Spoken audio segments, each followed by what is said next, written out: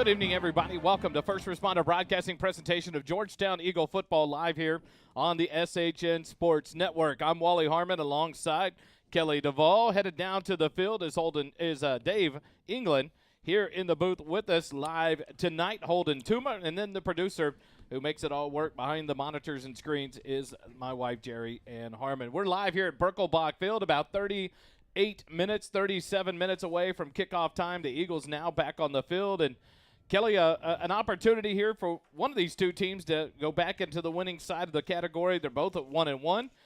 Both two different style games that have been played. Georgetown, a big win over Copper Cove, 37-7, and then a tough loss on the road, 28-17 to a Vista Ridge team on the road at Vista Ridge last week. But then the start of the year for Liberty Hill, they took a loss against San Antonio Wagner in week 1 and then played a slobber knocker of an offensive shootout is the only way to describe it. Like you said, there was no defense. It was all offense on the other side of the ball.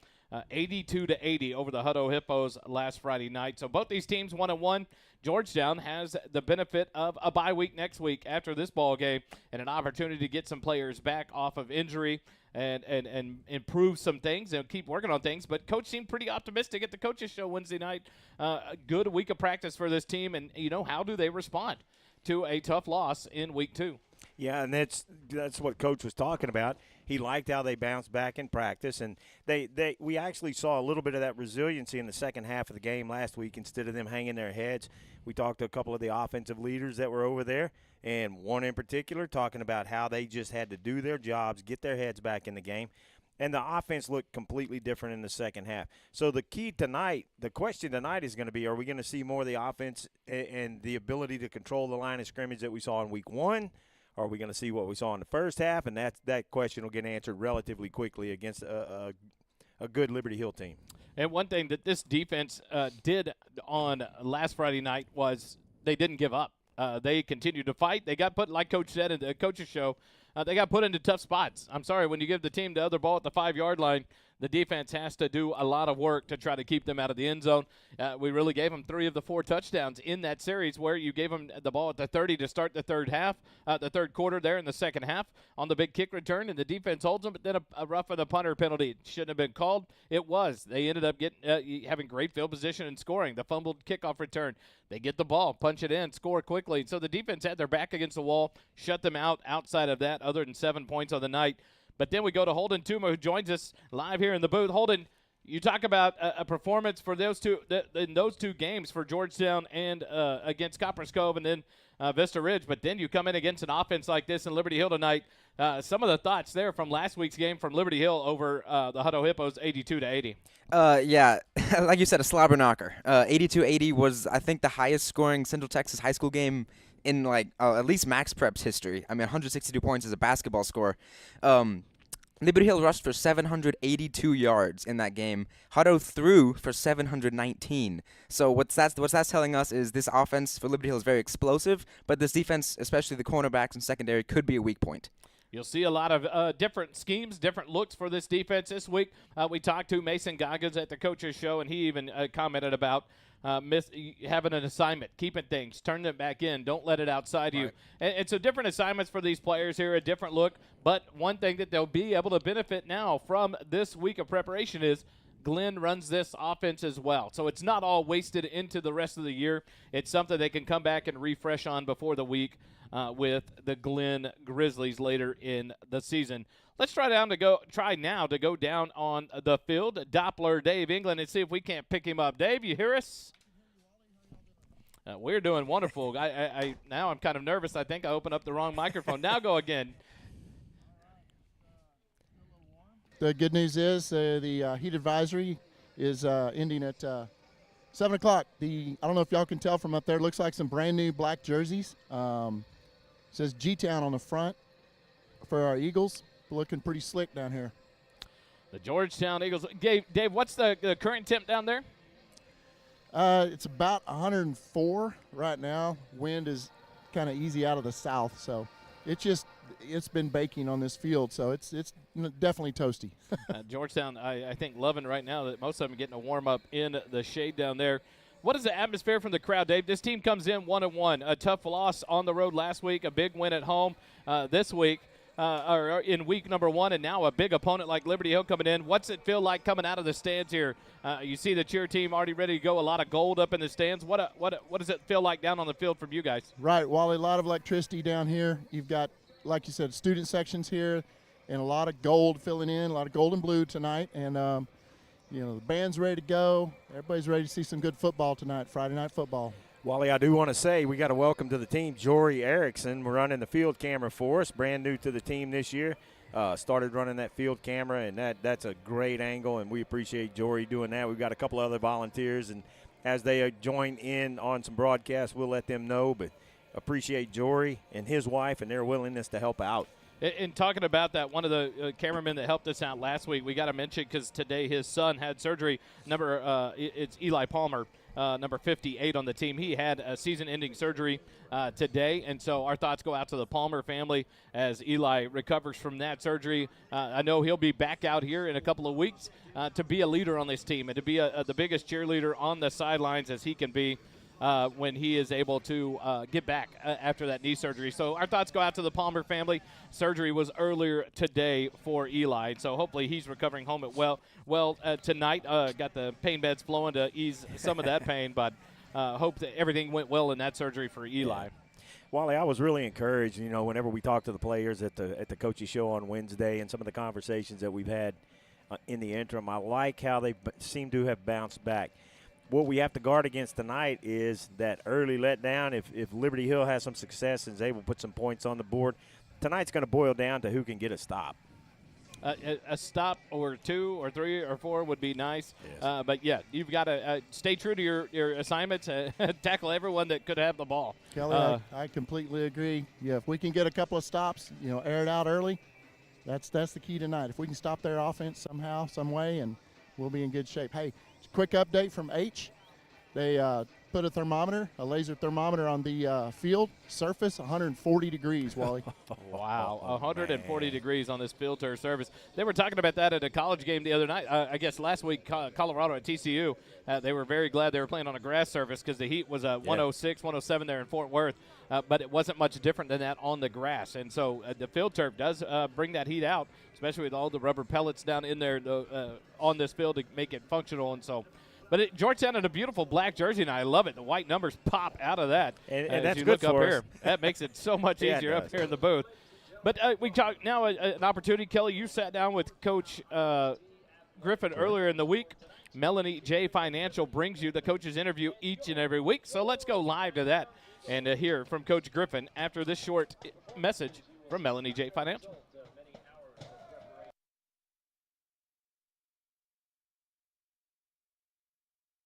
We welcome to the Eagles Countdown to Kickoff show sponsored by Pro Glass. Head coach Chuck Griffin. Coach, thanks for joining us. Hey, thanks, Kelly. Glad to be here. Hey, so this interview is sponsored by Melanie J. Financial. Hunter Creasy and the gang there at Melanie J. Financial meeting our needs, and we appreciate their sponsorship of the coach's interview each week. Coach, tough loss this week. Talk a little bit about your thoughts on a tough loss to a tough Vista Ridge team. We played a really good 6A football team, and we just fell short. We really kind of never got going offensively. That's on me as coach. We were kind of out of sync and out of sorts offensively, and we got to do a better job than that. And I thought we played really good defense. You look at 28 points, you think, well, you didn't play that good of defense, but we gave them the ball on the 6. We gave it to them on like the 19 and gave it to them on the 23. They essentially had one scoring drive throughout the whole game. The rest of those, we just gave them great field position, and there wasn't much to it. So, I'm proud of the way our defense played. I'm proud of the way our kids they fought all the way through, even to the end. And really, when we were trying to figure out on the headset, when we're going for the field goal, when we're going for 2 and all that kind of stuff, because we're working on making a comeback and just couldn't make it happen. But we'll get them ready this week and have a better game this week. You talked a little bit about it. We talked a little bit about it on the broadcast. These kids didn't quit. They could have hung their heads come halftime, and they could have quit, but they did not. They came out fighting in that second half. What'd you say to them at half? It's all about just character, about how can you play and what can you do. And this was this was a deal where we talk about winning the middle eight of the football game, in the last 4 minutes, the first 4 minutes, and we need to get that done. And even despite coming out and having had a disaster at the start of the second half, we still hung with it. We still came on, and I think it shows the resilience of this team. And we're going to put it together. We just got to get a few things straight. Part of it's youth. We're pretty young, offensively. We're pretty young up there, so that's a good part of it too. We got to figure some things out.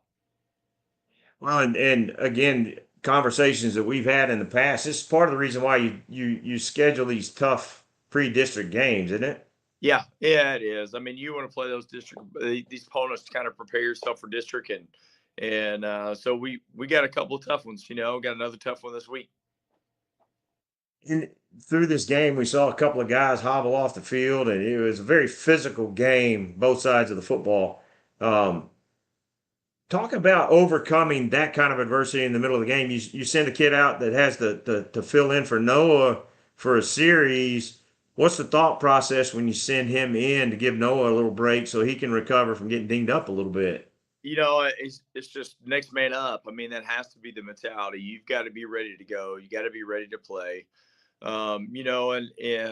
We've still got some growing up to do there and getting better at that. But, it's a physical football game, and we did kind of get dinged up. Nothing major, but we did have some people roll some ankles and those kind of things. And again, that's just part of football, part of playing physical football team. And, you worry about your depth when you get in those issues. But, we're going to keep fighting and keep battling and keep trying to come back.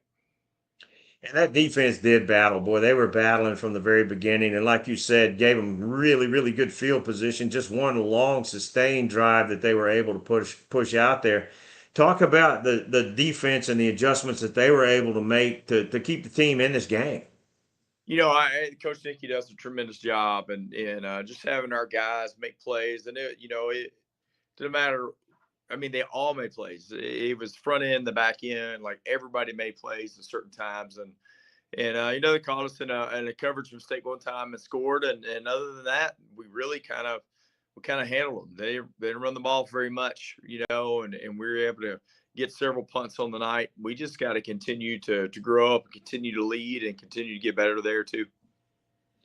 You got a tough opponent coming up this week in Liberty Hill. That first week, I think, was a bit of an anomaly with them only putting, I think, 6 points on the board that first week. Last week, apparently, it was all offense because there didn't seem to be a lot of D in that game based on an 82-80 score at the final.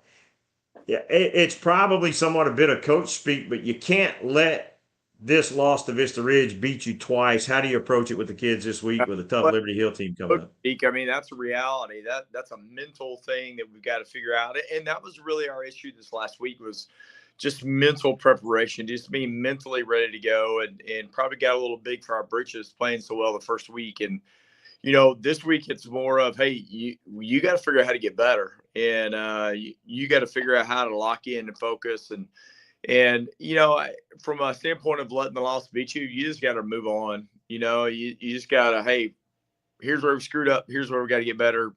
Move on, and that's got to be our mindset. We got to learn from it and keep getting better.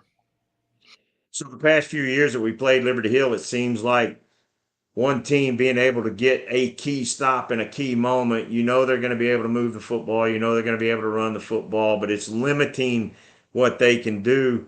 How do you approach that mental aspect of it of, hey, they're going to be able to put some points on the board. We just got to get that stop. I think from a defense standpoint, it's so different anyway because of what they do. Like their offense is an anomaly. And so, it's a totally different mindset when it comes to how you prepare and what you do.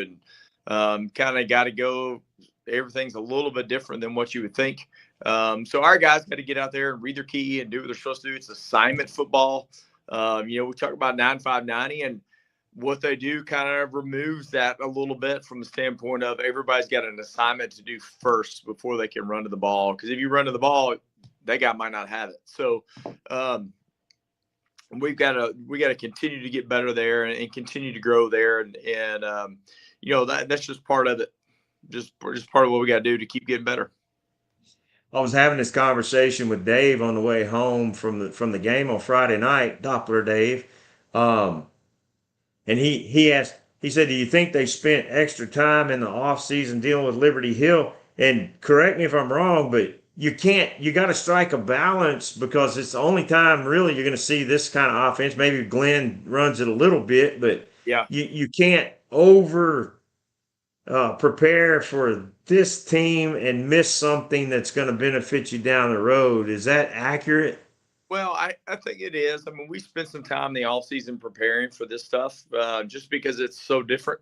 So we kind of want to get our head wrapped around some stuff and some game plan. So we do spend some time on that in the offseason. And one of the reasons we're playing them is if they ever moved in our district, I wanted to have some experience at doing that, because I think that's what you see is there's not a lot of coaches that are a younger generation that have ever faced this. So they don't know how to stop it. They don't know what to do. And so part of that is learning how to do that and learning how to get out there and play it. So, we did spend some time in the off season, but you're right. I mean, even preparation, you can't get too over prepared. You got to win the other games too. So, it's just kind of, here's where we go, and let's roll with it and let's go to work.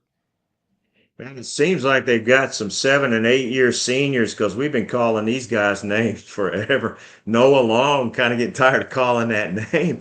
You've got some familiarity with some of these guys on offense. What's going to be the key to attacking them? You talked a little bit about it, assignment football. Yeah, I mean, it really boils down to assignment football. Can you do your job and not get caught up in all the bells and whistles and moving around and that kind of stuff? Can you do your job and focus on what you're supposed to do? And I mean, sometimes you're going to be tackling a guy that doesn't have the ball, or you're on the opposite edge. But the minute you step away, they hand that ball off and you're not where you're supposed to be. So we got to play really good assignment football. We got to tackle well. We got to tackle well good in open space. We got to make some good one-on-one tackles. That's going to be part of the key, is being able to tackle an open field. And then offensively, we got to sustain drives. We got to put points on the board, and we got to sustain drives. We can't go out there and go 3 and outs and take 17 seconds off the clock. Like we got to sustain drives, and that's a great way to play defense, is play offense. And so that's part of it too, is we got to get out there and do a good job offensively. Does facing a team like Liberty Hill change your, and I'm not asking for your strategy for this week, but does it change your offensive mindset too? Not particularly. I mean, it does to an extent where you got to be a little more cognizant of you're not going to get as many chances. You're not going to get as many chances with the football. So you've got to score when you have the opportunity, and then you got to keep it. So, I mean, there's a little bit of hey, you got to be careful right here. And we can't, like I said, we can't go 3 and out and take 25 seconds off the clock and punt it back.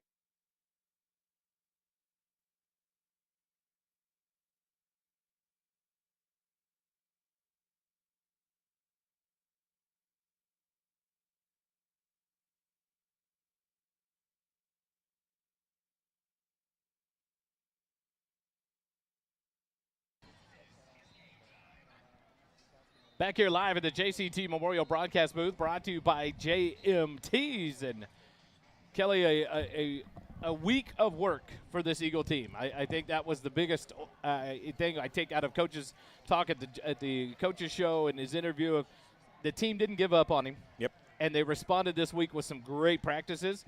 Now how do they respond on the field? Well, and we heard, like you just said, we talked to some players who said Wednesday was the best practice they've had this season. So we'll see if it carries over tonight. I think that the most crucial aspect for tonight's game is going to be that the defense has to get a stop.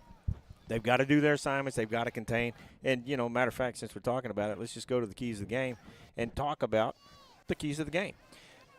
First, the offensive line has to control the point of attack. And if they can do that, hold on to the football, and like Coach said in the interview, Liberty Hill can't score if we've got the ball. So if we can control that point of attack on the offensive line. That's going to give us an advantage and help us establish the run, which I think is the second key. Had some difficulties with that last week. Vista Ridge was able to slow that run game down some, but Andrew Petter still got people's attention in that moment. On the defensive side of the ball, you got to contain the edges. Last year, whenever Georgetown was playing at Liberty Hill, they had some issues with that, and they started trying to collapse the pocket like they were pass rushing, and they bounced it out. Made some changes to that, got back in the ball game, but they have to contain those edges and keep those runners from getting outside, keep them between the hashes, make them run between the tackles, and then fill those gaps. And then finally, you got to tackle. You have some really, really tough kids to tackle on this Liberty Hill team, and they have to sure tackle and see if they can get 2 or 3 stops, because Liberty Hill's defense, I think, is going to struggle. They've struggled most of the year. So a couple of stops on the Georgetown side of the ball, got a significantly higher chance of winning this game instead of getting into a 80-82 shootout. Holden, we were talking about it earlier, a key injury, a name that people will recognize for Liberty Hill out tonight. Talk about those injuries, the people we recognize in jerseys that were not in pads tonight. Yeah, so Joe Pitchford's out tonight. He's a running back, very superstar player. He diced us up last year along with Noah Long. He's out tonight, as well as Gabe Pointer is out 33. Number 7, John Luke Rodriguez is also out. So they've got a couple injuries at some spots. So it's something to look at, but also, I mean, Liberty Hill breeds running backs like they're mass producing them. So it's not – we'll see how much of an effect it really has in the game. Liberty Hill's breeding running backs like Graham and Company Cattle Company is breeding calves. They just continually pushing those kids out, man. Well, I tell you what, I think Graham and Sons Cattle Company does a better job, because that brisket was amazing tonight. I'll be first to say I'm not a huge brisket eater. When I go to a barbecue place, I will try different things, and sometimes I'll try the brisket, but that's not what I go for every time. I'll go for that every time. It was wonderful tonight. And so thanks to Austin Graham and Graham and Sons Cattle Company for all their support. And, man, what a great meal pregame today. Starting lineups we'll go for the Georgetown starting lineups. I guess it's becoming a secret gem to not release your too deep anymore. By the last 2 weeks, Coach Walker didn't send anything. Last week, Vista Ridge told us they only release it upon arrival on game day at the stadium, which meant we had no access to it. And so we'll figure out their starters once we see them. So for the Georgetown starters on the offensive side of the ball, Kelly. On the offensive line, we start at the right tackle with number 54, Max Gates. He's a junior. At the right guard position, Max is, right tackle. Right guard position is junior Brant Hardgrove. He's wearing number 75. The senior center, one of the anchors on this line, Jordan Arrett, number 76. And we're going to need Big Jordan to control the middle of that line tonight. Ian Sanders, number 72, is the senior left guard, and the left tackle is sophomore Sam Lopez, back in the starting lineup tonight. Number 78. At the skill positions, number 8, Jacob Weisheimer. He's the tight end and the H-back. Number 2, Davin Sedgwick is the wide receiver. He's a junior. Senior wide receiver, Yvonne Espinoza, number 18, is going to be on one side. And then on the other side, in the slots, we have number 26, Cody Holyoback, a senior, and senior running back Andrew Petter will be in the backfield. Noah Boris, of course, is the captain of the offense, and he will be guiding them at quarterback. On the defensive side of the ball, number 45, Jake Decker is the defensive end. He's a senior. Number 39, Andrew Urban is the junior nose. And the senior defensive tackle is number 99, Big Michael Valenta. The bandit is number 38, Dylan Turberville. Seth Warren, number 9, is the junior whip. And the razor is senior Mason Goggins, number 14. Number 15, Chance Kelly, is the junior Mike linebacker. And the corners are 24, O.C. Presley. He's a senior. The other corner is Jaheim Dowd, number 5. He's a junior. Senior Garrett Lloyd, number 16, is one of the safeties. And the other safety back there with him is Alex Wilson. He's a junior. On special teams tonight, number 30, Aaron Guzman, is the kicker punter, and he has been clutch. He's a senior. Deep snapper on the PATs is Michael Valenta, number 99. And Noah Boris is the holder. The returners are Andrew Petter in punt return and Gavin Calloway in kickoff return. And those are your Georgetown Eagles starters for tonight. Brought to you this by season's starting lineups are brought to you by Dentistry. Aesthetic Dentistry of Georgetown. The mission and purpose of our aesthetic dentistry team is to help provide a quality life with healthy and beautiful smiles. We want to develop relationships with our patients and always provide an amazing experience for them. Let us help you determine if a highly trained cosmetic dentist is the best option for your smile. We're located at 3622 Williams Drive, Building 2 in Georgetown, Texas. Visit our webpage at www.aestheticdentistrygt.com or call 512-819-9100.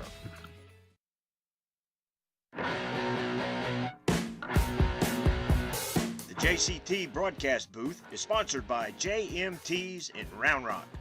JMT's provides customized apparel and promotional items to small businesses, schools, and nonprofit organizations. Our services include screen printing, embroidery, and promotional items. Our game-changing direct-to-film printing allows JMT's to print full-color graphics on your garments. JMT's has the experience and confidence to take on any order. Visit our website at jmts.com or call us at 512-388-5555.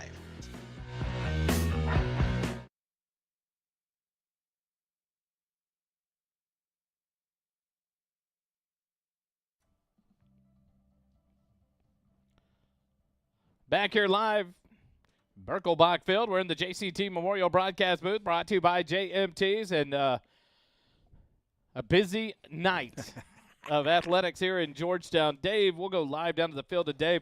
Dave, it's a volleyball's district opener. It's a road game tonight. They're at Conley, and the JV game seems to be completed. How did that go? Yes, sir. They won in two. 25-10 and 25-15. That's JV in their district opener, and we'll have an update soon on how the varsity fares tonight. So the varsity going to be underway. What you'll see next and hear next in the next coming week here on the SHN Sports Network, all of it brought to you by the First Responder Broadcasting. Tonight, football. Tuesday night, next week, we'll have volleyball at home. I don't have their schedule with me. I took it out at the house. Tuesday night, they'll be at home. And then Friday night, we have a bye in the football arena. And so we will bring you volleyball on Friday night as well. And then the next Tuesday, we'll have volleyball in back at Georgetown as well. And so 3 matches in a row, we'll bring you varsity volleyball here on the SHN Sports Network as the Lady Eagles start district play tonight on the road at Conley. The next 3 will be at home, so we'll bring you all 3 of those with a bye in the football schedule. The 12th will be against Pflugerville. The Friday, the 15th, will be against Elgin at home, and the 19th will be against Hendrickson. And that will be the one to be a part of right there. Hendrickson sitting atop the district. When you talk about non-district scores and records, but Hendrickson's a very good volleyball team, and they're ranked in the top 25 in the state in 5A, and so that'll be a great test for the Lady Eagle team. But they've been on a run here lately. They upended a 6A juggernaut in Stony Point a week ago, 3-0 at home, and then on Tuesday night they upended the Weiss Wolves 3-1 in a great match here at Georgetown High School. So the volleyball doing great things. Coach Richardson doing some great work. I tell you what, it's fun to watch those girls.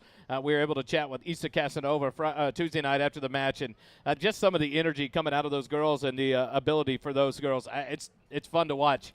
And it's fast-paced. Well, they get going, and they're all over that court flying around. It is fun to be a part of. There's a reason why Georgetown High School won that Central Texas Athletic Program of the Year award. That is true. And now the Liberty Hill Panthers, they are the visiting team tonight. They'll be in the purple pants, white jerseys across the way in the purple helmets on the front of their jerseys. It says Liberty Hill. The numbers in purple outlined in the gold.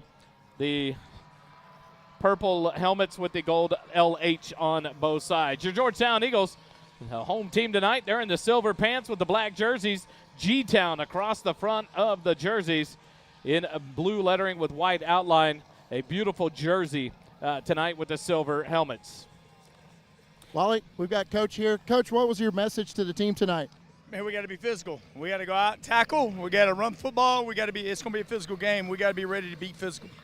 Beautiful gold crowd here tonight. Yep, absolutely. All right, good luck, Coach. A visit there with Coach Griffin on the sideline as he comes out. The team coming through the bleachers right now as they make their way to the south end zone to finish up their final warm-ups and then come through the inflatable. The Liberty Hill Panthers on the north side of the field doing the same thing right now. Wally, here's something that's really interesting that folks may not be aware of. There is a very good chance that Liberty Hill and Georgetown may be in the same district next year. Liberty Hill's school population in their high school is bigger than Cedar Park, so they are more than likely going to move up to Division I, and if they do that, there's an opportunity for the UIL to schedule Liberty Hill into a district with Georgetown, Cedar Park, Eastview, so turn it into another juggernaut district if that happens. Could be the battle on Highway 29. I tell you what, you get that in Eastview and Georgetown in the same district of Liberty Hill, all there coming down the 29 Turnpike. It seems like building up some rivalries. Let's go first. Dave, on the sideline, what's your number one key to the game tonight for Georgetown? Wally, we need to make at least two to three stops to have an opportunity. If we make 2 or 3 stops, I think we're in great shape because our offense is a really good offense, a lot of firepower, but our defense has really been showing out well. If we make a couple of good stops, I think we're in good shape. Holden, your shot. Number one key tonight for the Eagles to pull a win. My number one key for a victory is going to be forcing turnovers. If we can get ahead in the turnover department, get ahead in the scoreboard, it might change this game. That is one thing that Mason Goggins talked about, this defense wanting to make a difference on the defensive side of the ball, start getting some takeaways. Kelly, what one thing sticks out to you the Eagles got to do to win this game tonight? Tackle Noah Long, period. And Ben Carter. Yeah. Noah Long ought to be on the ground every time that ball snapped, but that's just me. I told Coach the other night, I'm glad I'm not in Coach Nicky's shoes because my game plan would be tackle everybody in the background, in the backfield, whether they got the football or not. You'll only get a holding penalty if they go for a pass, and that'll happen once, maybe twice tonight. For me, the offense tonight for Georgetown has to turn it back on. They have to perform. If you get the defense making stops like Dave talked about, and they can get the ball back in the hands of this offense has to be able to produce, and that starts with your offensive line. Sam Lopez back in the starting lineup. That's a key get back from injury for Sam Lopez because Dalton St. Clair, who was filling in for him, is out as well tonight. Landry Leggett, a scratch as well. And so Cole Mitchell, an addition to the roster that you won't see on it today, is just pulled up. He will wear number 33, and that will be Tennyson Dean. He is a linebacker that has been pulled up tonight with a couple of the injuries out there for this defense. And so you'll see number 33 out there that you may not see on a roster sheet or in your any kind of program or anything. But the Georgetown Eagles have it right in front of them. The opportunity is here. They have the crowd. I tell you what, it's filled in nicely here tonight, and they are still lined up coming in down at the north end zone through the gate. Liberty Hill across the way filling up their section as well. Just a short drive down Highway 29 here into Georgetown. So the battle is ready. I think both of these teams want to go into district on a winning note. They want to go up on a high note, and this is that opportunity for them. I can't wait for this game to kick off. I've been excited for this game. I didn't get excited for it until about Tuesday. And when I got to interview the coach and he talked about the attitude of the team in the aftermath of that, I tend to probably commit myself emotionally to football games, but golly, it sure is fun. And this is Friday Night Lights at its best in Central Texas tonight. Cannot wait for the kick. For your Georgetown Eagles, of course, your head coach is Chuck Griffin. Assistant coaches, Ricky Beatty, Tim Nickey, Gerald Flores, Nick Zajaczek, James Key, Kyle Gandy, Colin Trulove, Frank Anzuris, David Durrell, Brad Bresnahan, Travis Kinchlow, and Preston Taylor. Film crew is run by Coach David Canfield. Got to talk to Coach Canfield, the head basketball coach, in talking about upcoming basketball stuff as they'll play back at AT&T Center on Monday night, the week of on Monday, the week of Thanksgiving week. So that'll be fun to be a part of. I got to say real quick, Coach Canfield came in here and got some barbecue, and I was like, who is this? Because I don't know him that well. It's like, who's stealing our barbecue? It's all right. It's Coach Canfield. I went next door and gave him a heads up, let him Good. come in and grab some. All right. Yeah, athletic trainers. Hey, you got to let me know, man. Athletic trainers, two of the best in the business, Chad Hennessy and Vanessa Rideau roaming the sidelines. And then we have Of course, Dr. Devin Padaville, we're going to talk to him on October the 13th, the night that Georgetown and Eastview do battle here at Birkelbach. We were able to talk to him. And here come your Georgetown Eagles. In September, we wear gold is the sign, and that is a big thing that's been going here for Georgetown. It is Pediatric Cancer Awareness Month.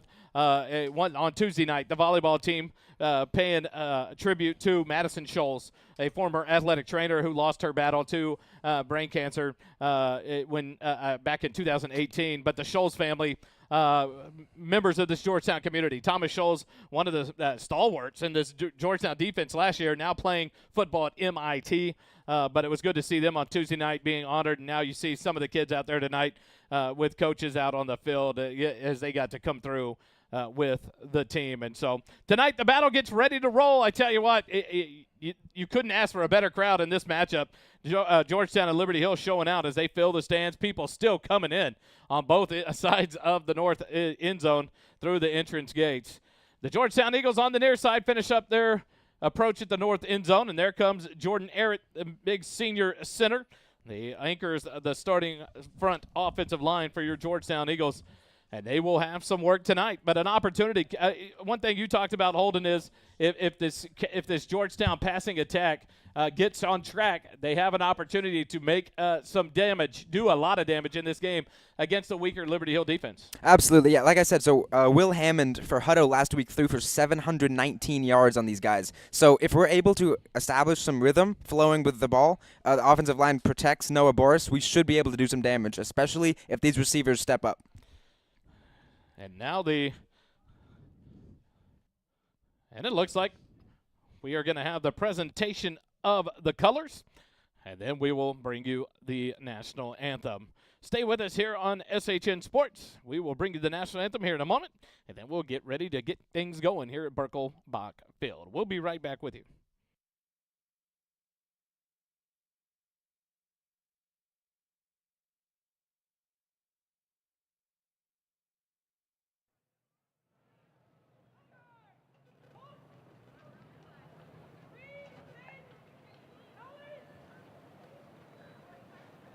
And now the singing of our national anthem.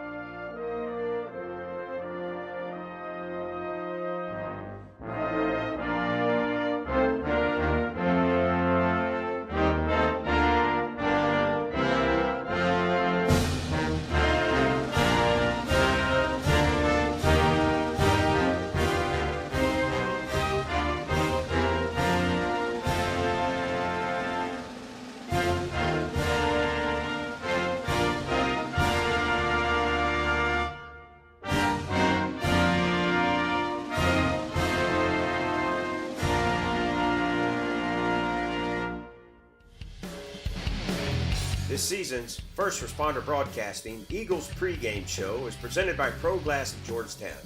If your car, RV, or heavy equipment needs glass to be replaced, Pro Glass can get the job done in no time. Windshield chip repairs in under 30 minutes, no appointment necessary. Our local family-owned business stands behind its work with a limited lifetime warranty for as long as you own your car. Ask about our senior discounts. Pro Glass of Georgetown, located at 2303 South Austin Avenue in Georgetown. We are the Central Texas choice for RV, heavy equipment, and auto glass since 1998.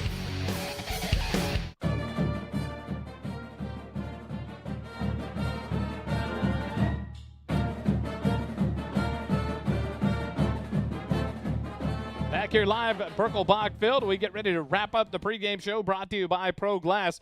We're here live in the JCT Memorial Broadcast booth brought to you by JMTs. The captains getting ready to go out to midfield with the umpire crew. As the Liberty Hill Panthers across the way get lined up, the Georgetown Eagles will be escorted out with some of the kids that were honored and the families honored at the pep rally today. So that's going to be awesome to see. You'll see Leo Diaz and Michael Valenta headed out for the Georgetown Eagles. And then we'll look across the way to get the captains for the Liberty Hill Panthers as they do us a huge favor and come out in a straight line so we can't see the uniforms. It'll be number 70. That will be Julius Osborne. Number 72, Truman Stillman. Number 44, Jacob Morris. And then we'll look for the last one as he is in the line that we cannot see. It looks like number 31 for the Liberty Hill Panthers, Jackson Hines. And so we'll see what we do. We'll try to go to the umpire's mic and see if that's working tonight.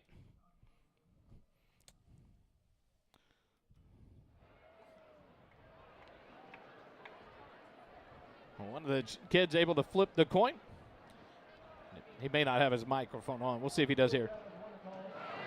Who won the toss and receive? Georgetown will take the opening kickoff. We talked about that earlier. Coach would probably want to get the ball and try to put some points on the board first, start the momentum for the Georgetown Eagles. So that is what is going to happen. And so we will get ready for the kickoff. We'll close up the pregame, come back. The opening kickoff of Georgetown football live here on the SHN Network.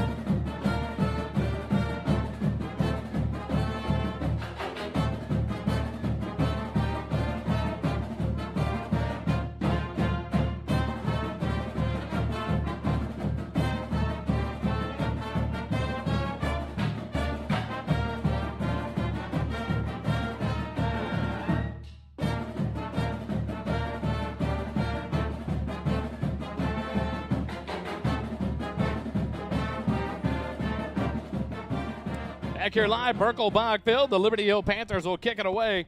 Number 1, Connor Hawkins will do the kicking for the Liberty Hill Panthers. As they line up across the 40 from the south, kicking to the north. Now we'll bring up the band getting ready to go.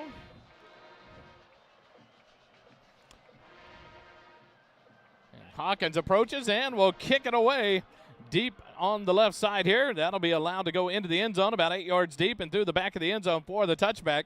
So Georgetown will start off with a 1st and 10 at their own 25-yard line to open up the first quarter. See a little frostiness on special teams there with the guys going at it and making their blocks, and both teams, a little extra shove here and there. A lot of these kids know each other. They've grown up playing ball together, football, baseball together, so they know each other. And there's some familiarity now with the number of years we have played. 1st and 10 from the 25-yard line. Noah Boris at the helm for your Georgetown Eagles. On the far side of the field, on the far hash mark, Petter in the backfield. 1 receiver left, 3 receivers right. Now Petter lined up to the left side of Boris. Now Petter empties out of the backfield, out to the right side. Empty backfield. Boris will look outside. Wide receiver screens into the hand of Hollubeck. He'll break free behind a couple of blocks up past the 25. Taken out of bounds right about the 30-yard line. That'll be a gain of 5 on first down. Bring up 2nd and 5. Nice idea. Get Petter out there, and everybody thinks the ball is going to go to Petter, but it goes to Hollubeck, and he does a good job of making a nice gain on first down. That's 2nd and 5. Good first play. 2nd and 5 from the 30-yard line here on the near side hash mark. 2 receivers left, 1 right. Weisheimer, the tight end, on the right side of the line. Petter to the left of Boris. Now he'll clap of the hands. Now he looks to the sideline, and the play call comes in. Boris will call it out to the offensive line, then back in the pistol formation with Petter directly behind him. Snap back, turn off, fake the handoff to Petter, throw it out in the left flat, catch made. Up past the 35, up to about the 39-yard line. That'll be a gain of about 9 yards. Enough for a borrow from Morrow first down. That catch made Trying to see Cody Hollebeck. So a borrow from Morrow first down up to the 39-yard line. Eagles have 2 receivers right, 2 left. Petter to the left of Boris, backfield, shotgun snap, back, throw it out to the flat, caught. Ivan Espinoza up almost 10 yards. I think they're going to spot him down just short. And nope, they're going to whistle it enough for another borrow from Morrow first down. And the first catch of the game there for Ivan Espinoza. Another first down for Georgetown. I like the game plan, those quick hits out there. Don't allow the Liberty Hill defense to get set. And you know it's Coach Beatty's trying to set something up. First and 10 at their own 49-yard line. Georgetown has it with 10:30 left here in the first quarter. Petter to the left of Boris. Gavin Calloway in motion to the left, and that's going to be a pitch to Calloway out of the backfield. Petter with a block outside past the 45 into Liberty Hill territory. A nice kick out block there by Petter out on the far side, and Gavin Calloway gets about 8 on the gain. It'll bring up 2nd and 2. Well, and that's the second time we've seen them use Andrew as a blocker out there, and you know those linebackers are watching everywhere Andrew goes. So the Eagles have it, 2nd and 2 from the 43-yard line of Liberty Hill. Under center. 2 receivers right, Petter in the backfield. Boris up under center. Now he'll turn, look towards the sideline, get the play call it out to the O-line. And he'll go back under center. Boris will take the snap, turn around, hand it to Petter right up the middle, dances at the line of scrimmage, pushes forward, and all the way up to the 40-yard line of Liberty Hill. That's enough for another borrow from Morrow first down. Boy, I like this. I like the play call and mixing it up, some stuff on the outside. Now you got some stuff going right at this defense. What's that, Dave? Go again. I like it when you get a first down when you're running. First and 10 up at the 40-yard line of Georgetown, or of Liberty Hill. 2 receivers left, 1 right now for the Eagles. Mylock, the tight end, comes in motion right. Turn around, hand it off to Petter. He hits the 40, a couple of them miss, and then lunges forward. There's a late pile-on.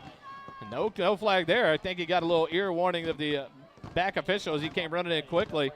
But another 5-yard gain on first down brings up 2nd and 5 for the Eagles at the 35 of Liberty Hill.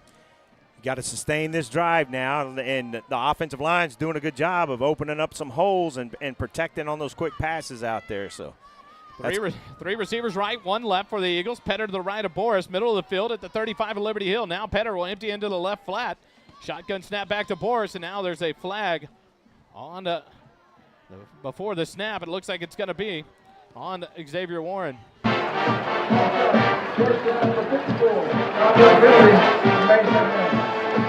that's those penalties that we've talked about before, those pre-snap penalties. The coaches just hate those. It's a false start. They whistled it on number 54, Max Gates, for the Eagles. And so to bring up 2nd and 10 now from the 40-yard line.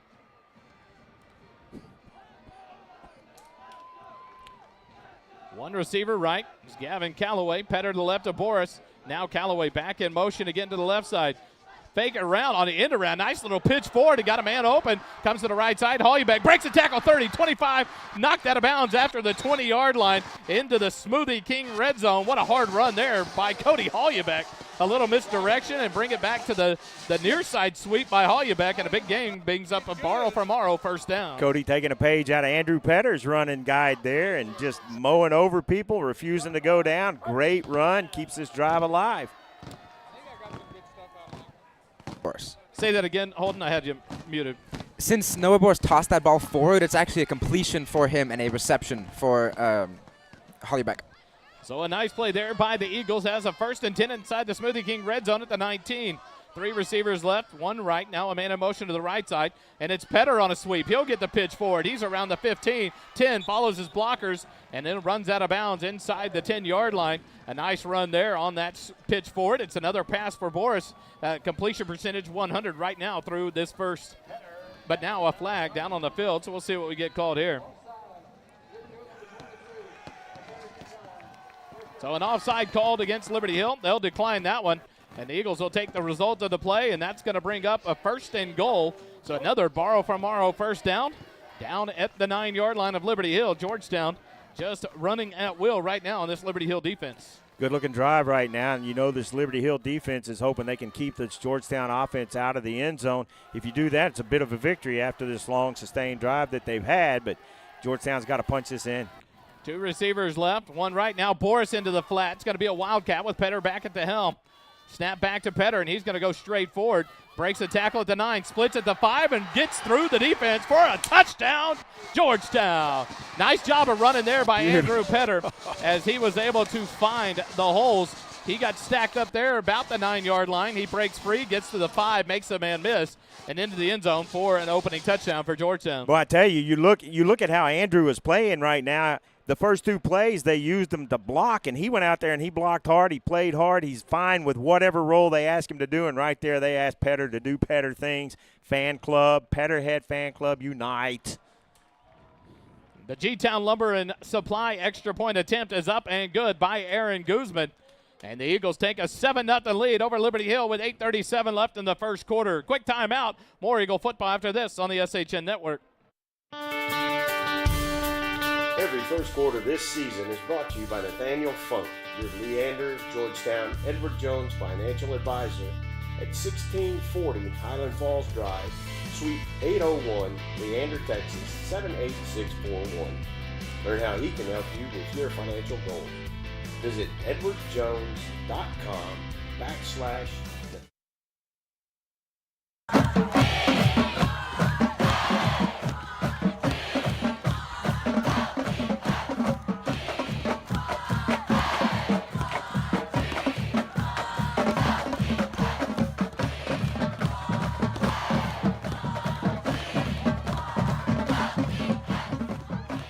Back here at the JCT Memorial Broadcast booth, the Georgetown Eagle Football Booster Club scoring drive summary. The Eagles go 75 yards on 9 plays, 3 minutes and 23 seconds off the clock, capped off by a 9-yard Andrew Petter touchdown run.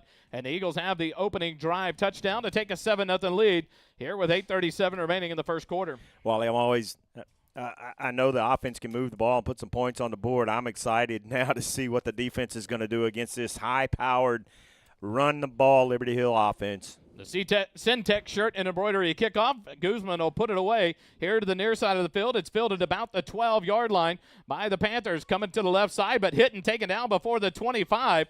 A nice tackle there. Ivan Espinoza on the tackle, along with number 31 for the Georgetown Eagles.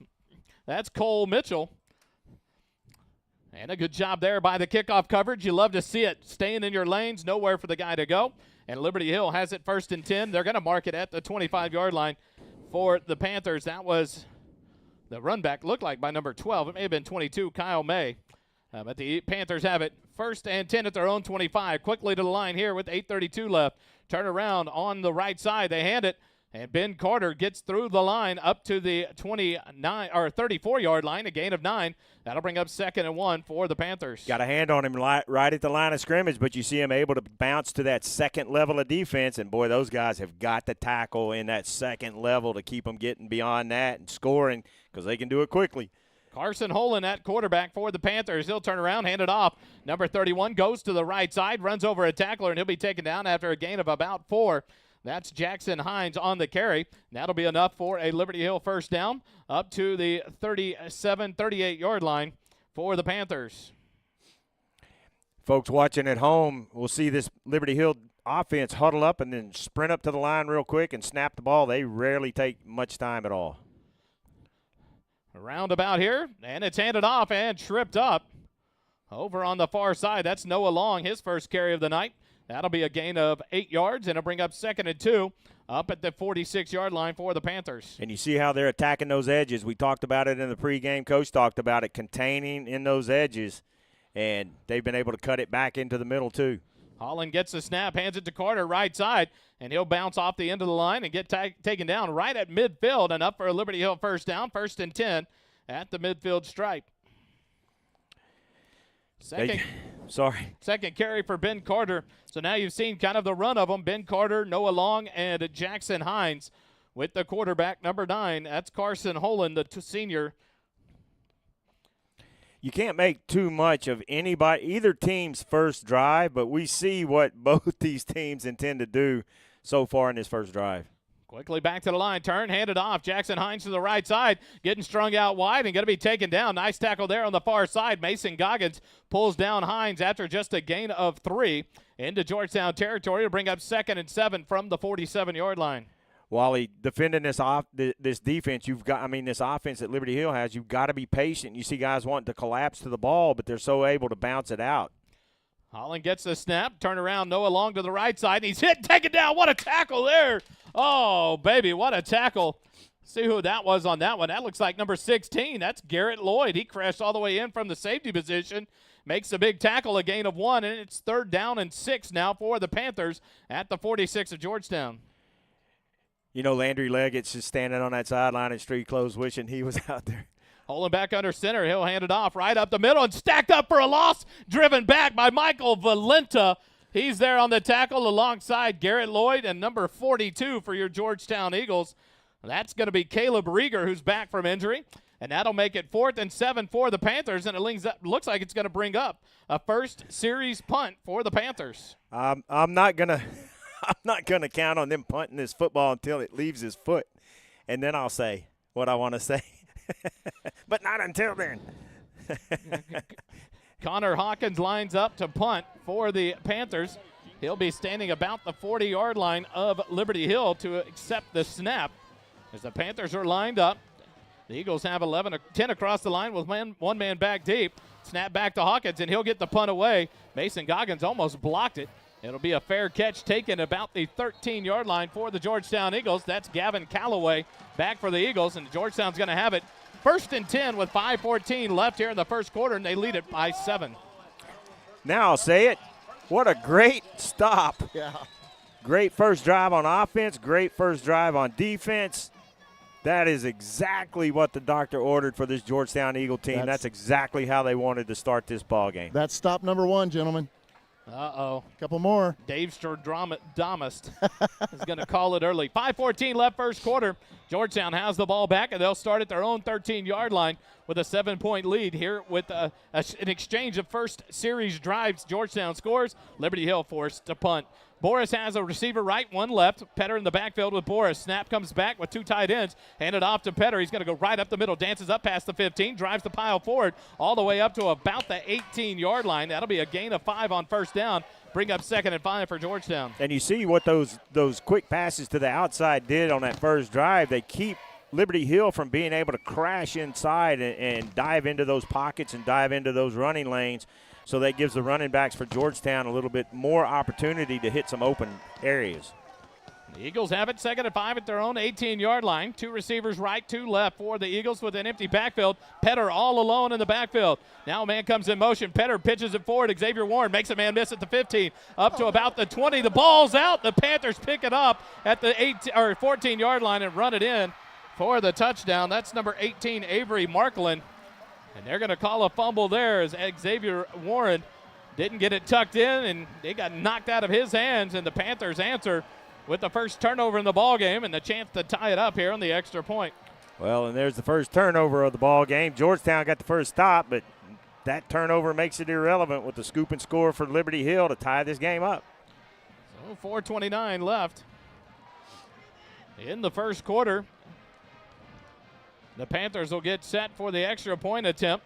Snap is back. Connor Hawkins will get the kick away. And it is good, and Liberty Hill has tied this one up 7-7 after a 13-yard fumble recovery and score by number 18 for Liberty Hill. That is Avery Markland. Quick timeout. More Eagle football after this on the SHN Network.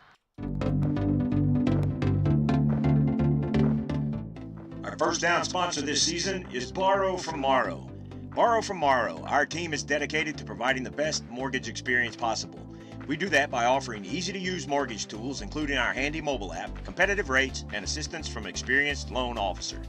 Our loan officers understand the local markets, have access to a wide variety of loan programs, and are ready to guide you through the process.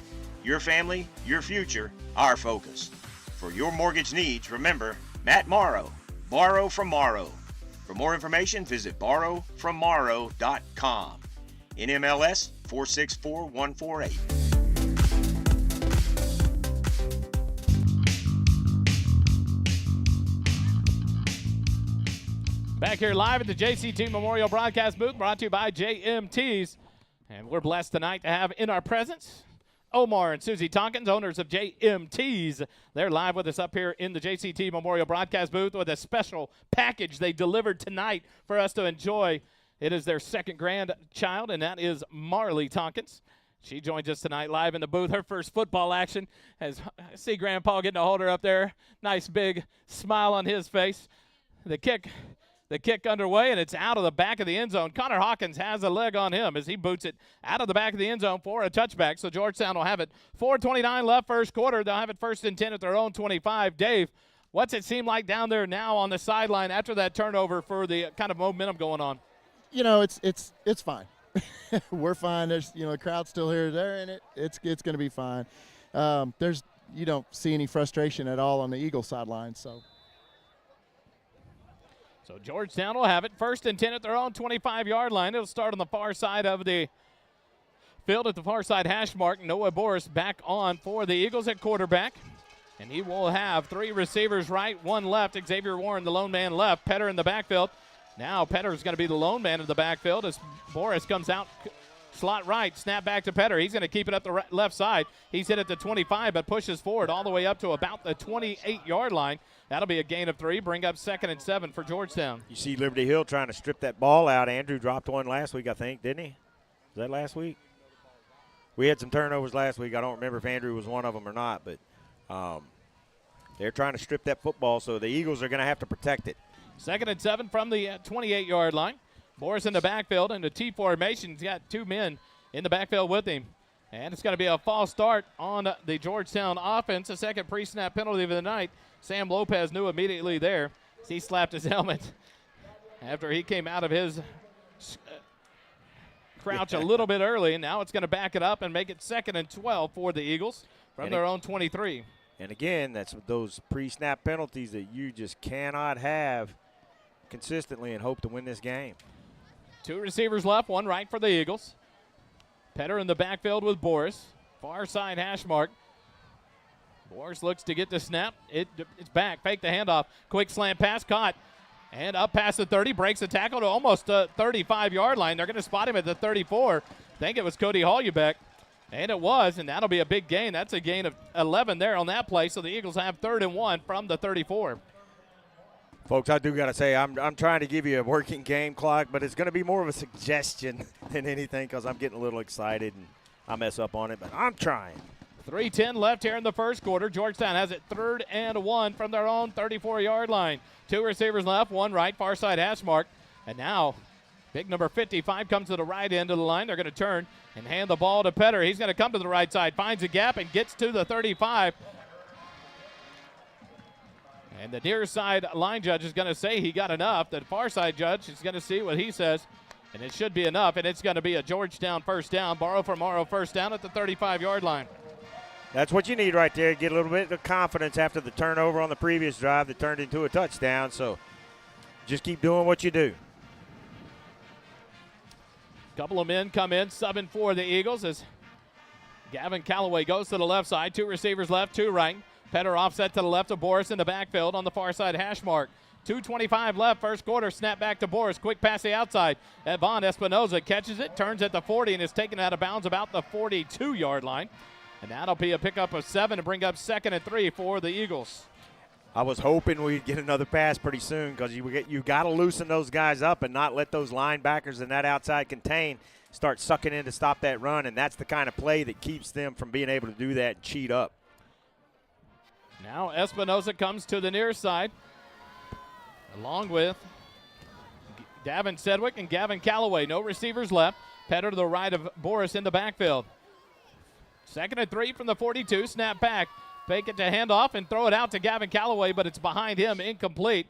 Boris missed him by about a yard behind him, and Gavin Calloway couldn't get the brakes on in time, so it'll bring up 3rd and 3 for Georgetown. The idea was there. It's a good idea, and it was open, middle of the field. I love those passes in the middle of the field. It was open. Hope they don't give up on that. Try that again because he had some running room. If that pass was a little more accurate, and that's a pass Noah wish he had back. Holden, is that the first incomplete pass of the ball game for Boris? It is. Oh, wait, deep into the first quarter, 2:20 left. Boris throws his first incompletion of the game. A lot of quick passes, quick outs, and that one just a step behind Gavin Calloway. Brings up 3rd and 3 at the 42-yard line. Snap back to Boris. He'll hand it off to Petter. He comes right, breaks open wide. 50, 45, 40. You're not going to catch him. Say goodnight to him. Andrew Petter. Touchdown, Georgetown. He came to the right side, cut it back up the middle, and the race was on, and Petter wins that one all day long. A big run of 58 yards for the Georgetown Eagles, and they take the lead 13-7 pending the Georgetown Lumber and Supply extra point. That hole was so wide open in the middle of that offensive line. I thought somebody would surely step up and get over there, but they just couldn't catch up in time because Andrew's got some deceptive speed there, and he gets in that open field. He's gone. 2:09 left here in the first quarter. Georgetown ready to attempt the G-Town Lumber and Supply extra point attempt, and Aaron Guzman knocks it through, and Georgetown takes the lead 14-7 over the Liberty Hill Panthers. Quick timeout. More Eagle football after this on the SHN Network. Every first quarter this season is brought to you by Nathaniel Funk, your Leander, Georgetown, Edward Jones financial advisor at 1640 Highland Falls Drive, Suite 801, Leander, Texas 78641. Learn how he can help you with your financial goals. Visit edwardjones.com/.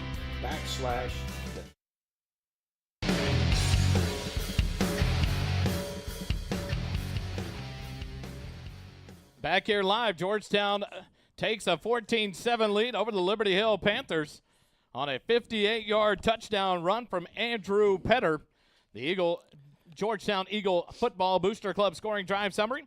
2 minutes, 20 seconds to go, 75 yards in 6 plays for that touchdown, and they lead it 14-7. And Kelly, just what the doctor ordered in response to that turnover. Oh, that's exactly what you needed right there. And, you know, the ifs and buts about the whole thing, you just want to get away from those. But, man, if we hadn't turned that ball over, who knows. But let's see what the defense can do now.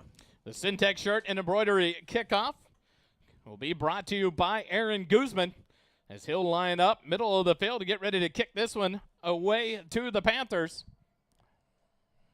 Noah Long stands in the middle of the field about the 5-yard line for the Panthers. They're going to kick it near side. It'll be fielded up at the 14-yard line for the Panthers. Right back up the middle, following his blocker and taken down just at the 25, maybe the 26-yard line will be number 12. And I can't tell you who it is because they didn't put him on his roster. But it was number 12 for Liberty Hill returning the kickoff. Mason Goggins on the tackle for the Georgetown Eagles. So we'll try to get who number 12 is for the Panthers as they have it 1st and 10 at their own 27-yard line with 2:05 left here in the first quarter. Wally, we didn't even talk about special teams at all in the pregame, but that's going to be a key part of tonight. Ball. Ball's out, but the Panthers fall on it. Now a late flag on the far side comes out, and you're going to call offsides on Georgetown. That penalty flag came out after the fumble had already been recovered. So it's going to be offsides on Georgetown, so that's going to make it 1st and 5 instead of a 2nd and long for the Liberty Hill Panthers, and they'll have it 1st and 5 at the 32. Boy, that just changes everything. So Liberty Hill will break their huddle quickly to line. Holland will turn around, hand it off to Hines around the right side. And what a tackle there as Michael Valenta laid out and took down Hines from behind after only a gain of 3, and that brings up 2nd and 3 now from the 35. Good pursuit by big number 99, able to chase that down from the backside and stop a big gain because he had a little bit of room out there, one-on-one in the open field, and you know Liberty Hill likes that. Injury timeout. Injury timeout by Liberty Hill. We'll take it with them when we come back. Georgetown Eagle football continues here on the SHN Network. The Smoothie King Red Zone is sponsored by Smoothie King of Georgetown. It's our commitment to blend a more nutritious smoothie from bottom of the cup up. It's your choice, same flavor, zero compromises. Smoothie King at Wolf Ranch, blending goodness to fuel your greatness. Smoothie King is located at Wolf Ranch Town Center, 1003 West University, Suite 110 in Georgetown, Texas.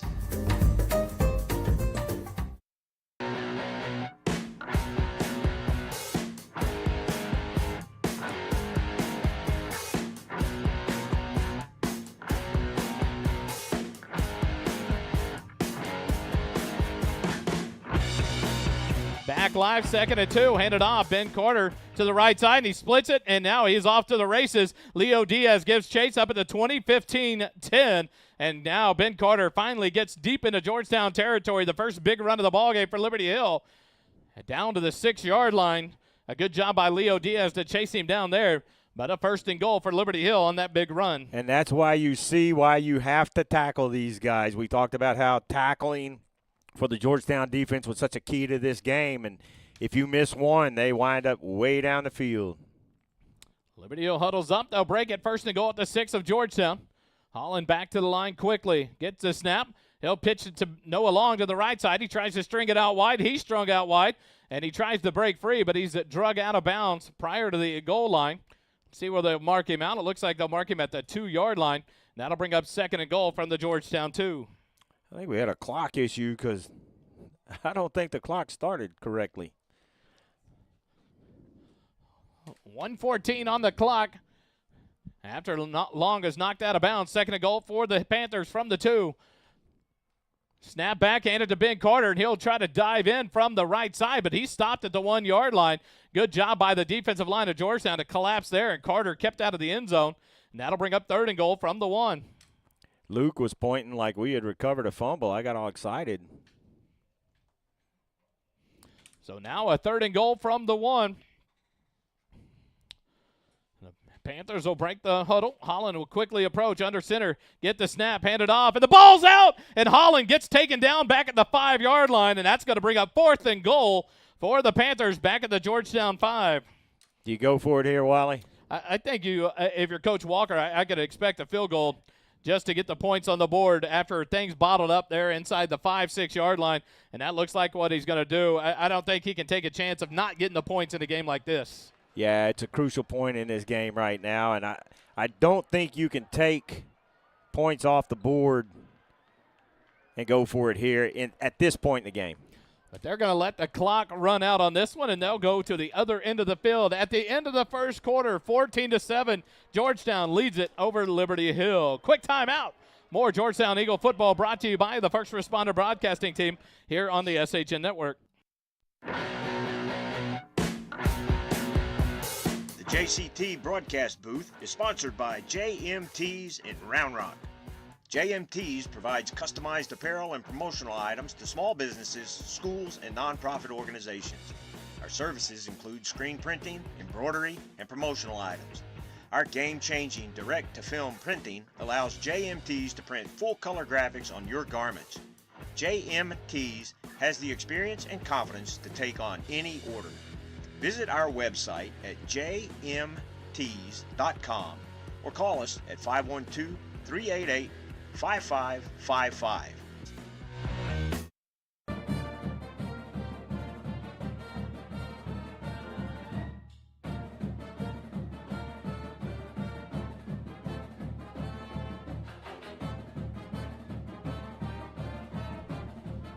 So the Liberty Hill Panthers will line up to attempt the field goal. They'll place it down at the 12-yard line. It'll be a 22-yard field goal attempt by Connor Hawkins. Ben Carter set to hold the snap for the Panthers. Snap is back. The ball is down. The kick is away. And the field goal is good. So the Panthers finish off the drive with a 22-yard field goal. You got to give credit to this Eagle defense, boys.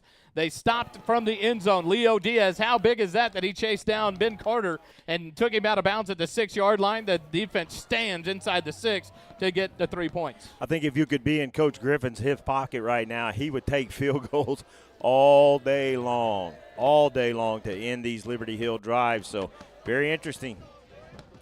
Holden, stat-wise, what in the first quarter, what do we look at for both these teams? So in the first quarter there, Liberty Hill ran 12 carries, 90 yards, 7.5 yards a carry, but that was obviously highly inflated by the 59-yard scamper. Take that away, those numbers are way down. We're really making them earn those yards. We saw it in the red zone. They could not punch it in from the, I think, the 5. Offensively, for Georgetown, Noah Boris has completed 7 of 8 for 73 yards, but it's been the Andrew Petters show. 7 carries, 84 yards, and the 2 touchdowns. Dave, atmosphere, sideline, what's it like down there? I'll tell you what, Coach Nicky was like, he went to the student section, firing him up like he's got his defense fired up. They were making some noise down here. They are pumped up tonight, Wally. Connor Hawkins has it teed up for Liberty Hill, and he'll get ready to kick it away. So far, neither of his previous kickoffs have been returnable. They've been 8 yards deep and out of the back of the end zone as well. And now Hawkins will approach. 11:55 left first half. Hawkins will put it away. And Andrew Pettert will let it go again over his head and out of the back of the end zone. So Georgetown will start with the ball, 1st and 10 at their own 25-yard line for their opening drive of the second quarter, and they lead it 14-10 over the Liberty Hill Panthers.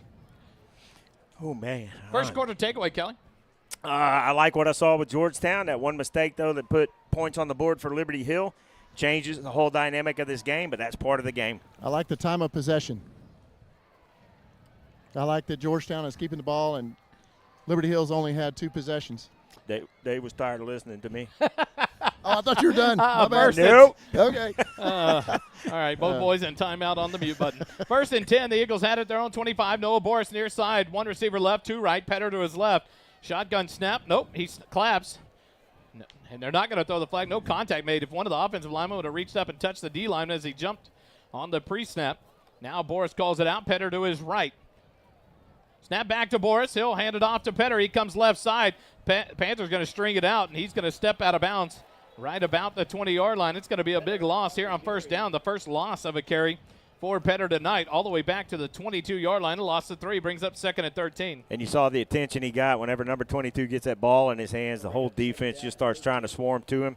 They weren't successful on that. You know, there were some very interesting conversations by that coaching staff about tackling that guy. A nice job there by number 18, Avery Markland, as he kept his containment there and didn't let Petter get outside of him, and it forced him to keep headed out towards the sideline. Fake the handoff, quick pass to the right side from Boris. Hollybeck catches it, spins outside, and now he's off to the races. Hollybeck at the 50, 45-40, 35-30. The race is on, and he's not going to catch him. Cody Hollybeck takes it to the house.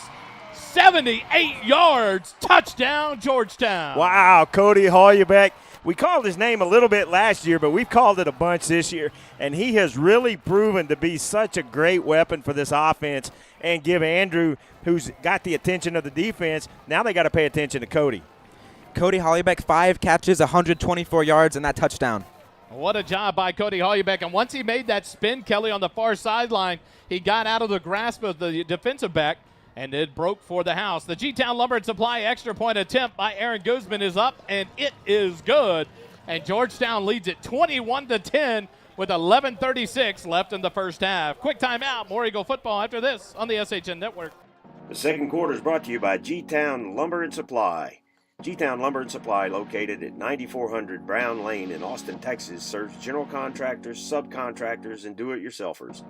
We specialize in dimensional lumber, decking, siding, door and windows, hand-hewn timbers, KDAT lumber, and corbels.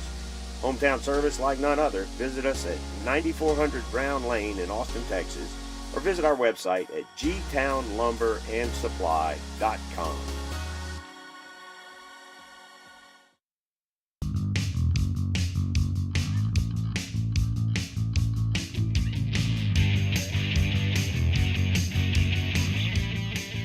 Back here live in the JCT Memorial Broadcast booth, brought to you by JMTs. Georgetown scores 21-10. They are going to get ready to kick it off. The Syntex shirt and embroidery kickoff. And Dave, varsity volleyball update. Quick update from the Eagle Gym. Varsity volleyball won the first 2 games, 25-12 and 25-8. We're waiting on the third set. Georgetown looking to try to sweep their district home opener in volleyball, are on the road. That's right. They're on the road at Conley High School. They play best night. They play best of 5. Best of 5 in the varsity Gotcha. rings. And so Aaron Guzman back to kick it away. Georgetown has scored on all 3 of their drives that had to go 75 yards from their own 25-yard line. Aaron Guzman will kick it away here on the Syntex shirt and embroidery kickoff, and it'll go into the end zone 3 yards deep. Noah Long will let it go out of play. And Liberty Hill will have it 1st and 10 at their own 25. David down there slobbering over some of those guys getting blown up on that special teams. I saw you looking at number 18 getting rolled. That was nice. 11:36 left first half. Liberty Hill has the possession. 1st and 10 at their own 25, but they find themselves down 11, 21-10. Tell you what, outside that turnover, Kelly, it's a 21-3 ball game right now. Yep. Like I say, that's part of the game. You give the ball up, but, man, you sure do what if sometimes, don't you? Quickly out of the huddle. Holland back under center, hands it to Noah Long, left side. He breaks a couple of blocks, and now he's off to the races. A hold there. You got to throw the flag. And now Noah Long checked back up, and he'll be taken down into Georgetown territory. Number 25 for Georgetown. I went blank on his name. Alex Wilson got pulled, and he was facing the other direction right in front of the field judge, and no call. And that allows Noah Long to keep scampering all the way down to the 31 of Georgetown. Boy, you see how quick Noah can get out there and get in space and just get down that field. 1st and 10 at Georgetown 31. That's why I said you got to tackle him every time that ball snapped. Well, and that's a big hold right there downfield in front. That's away from the pack. Holland out of the huddle, turns, hands it off to Ben Carter. Right side, breaks the tackle, and then he's hit about the 25-yard line, falls forward to the 23.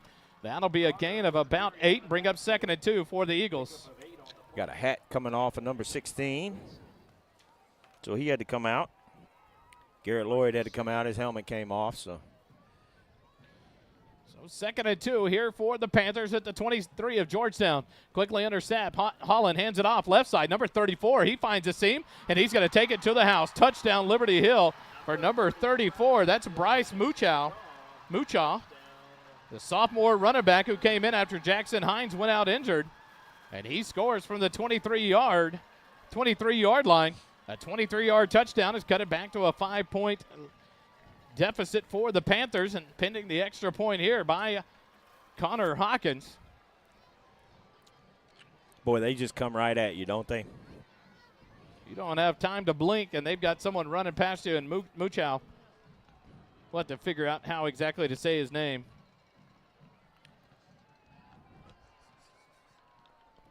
The extra point attempt by Connor Hawkins is up, and it is good.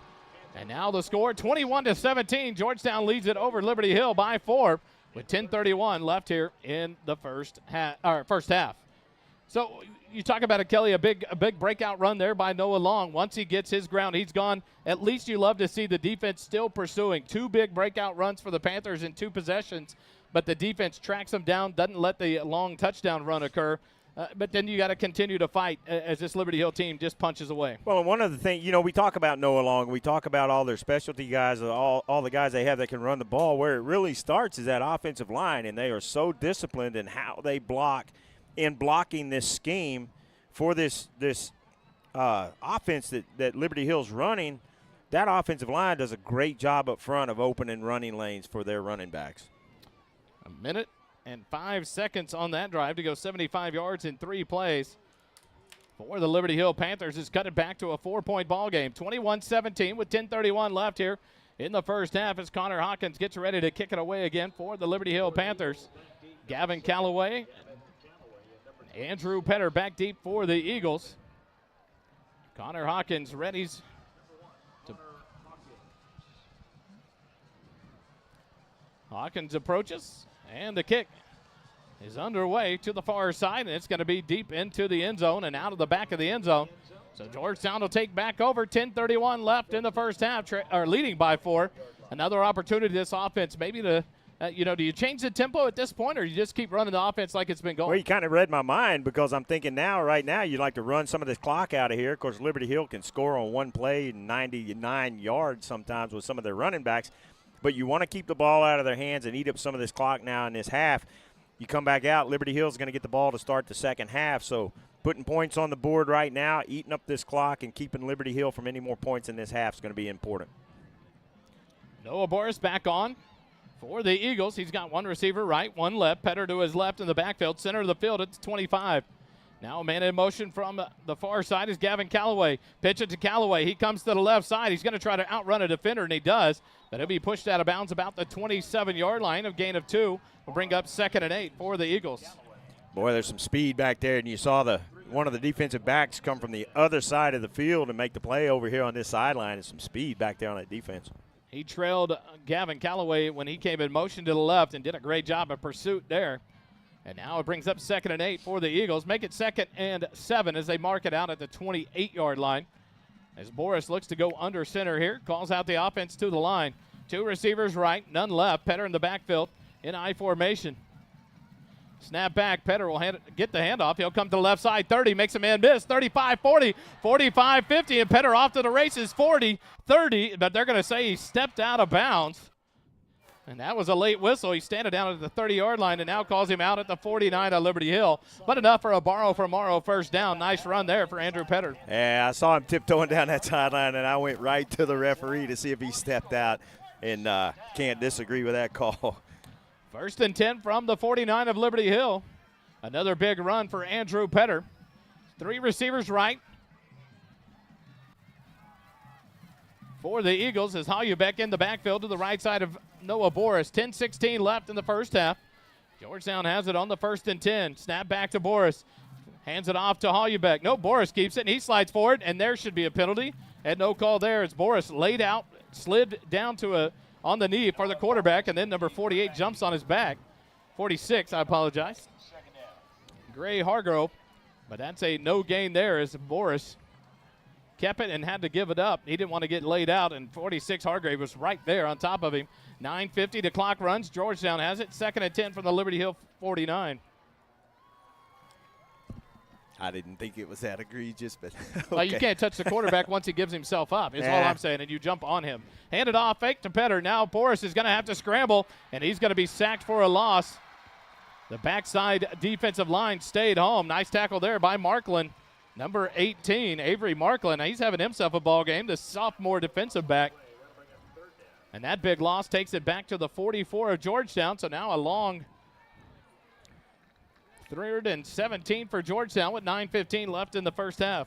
We've talked about in-game adjustments before, and you see some of the adjustments that Liberty Hill's made there and shutting off those short passes. Now that the Eagle offense is going to have to adjust to those adjustments. 2 receivers right, 1 left. Petter to left to Boris. Snap back to Boris. He's going to look long, and he's going to throw it up long, near side. Yvonne Espinoza over the shoulder, can't hold on to it. It's incomplete, and that'll bring up 4th and 17 for the Eagles. Boy, Vaughn's going to wish he had that back because that was a beautiful pass by Boris. Hit him right in the hands, and he just dropped it. I guess he got a little distracted with the corner putting those hands up there, but you got to make that catch.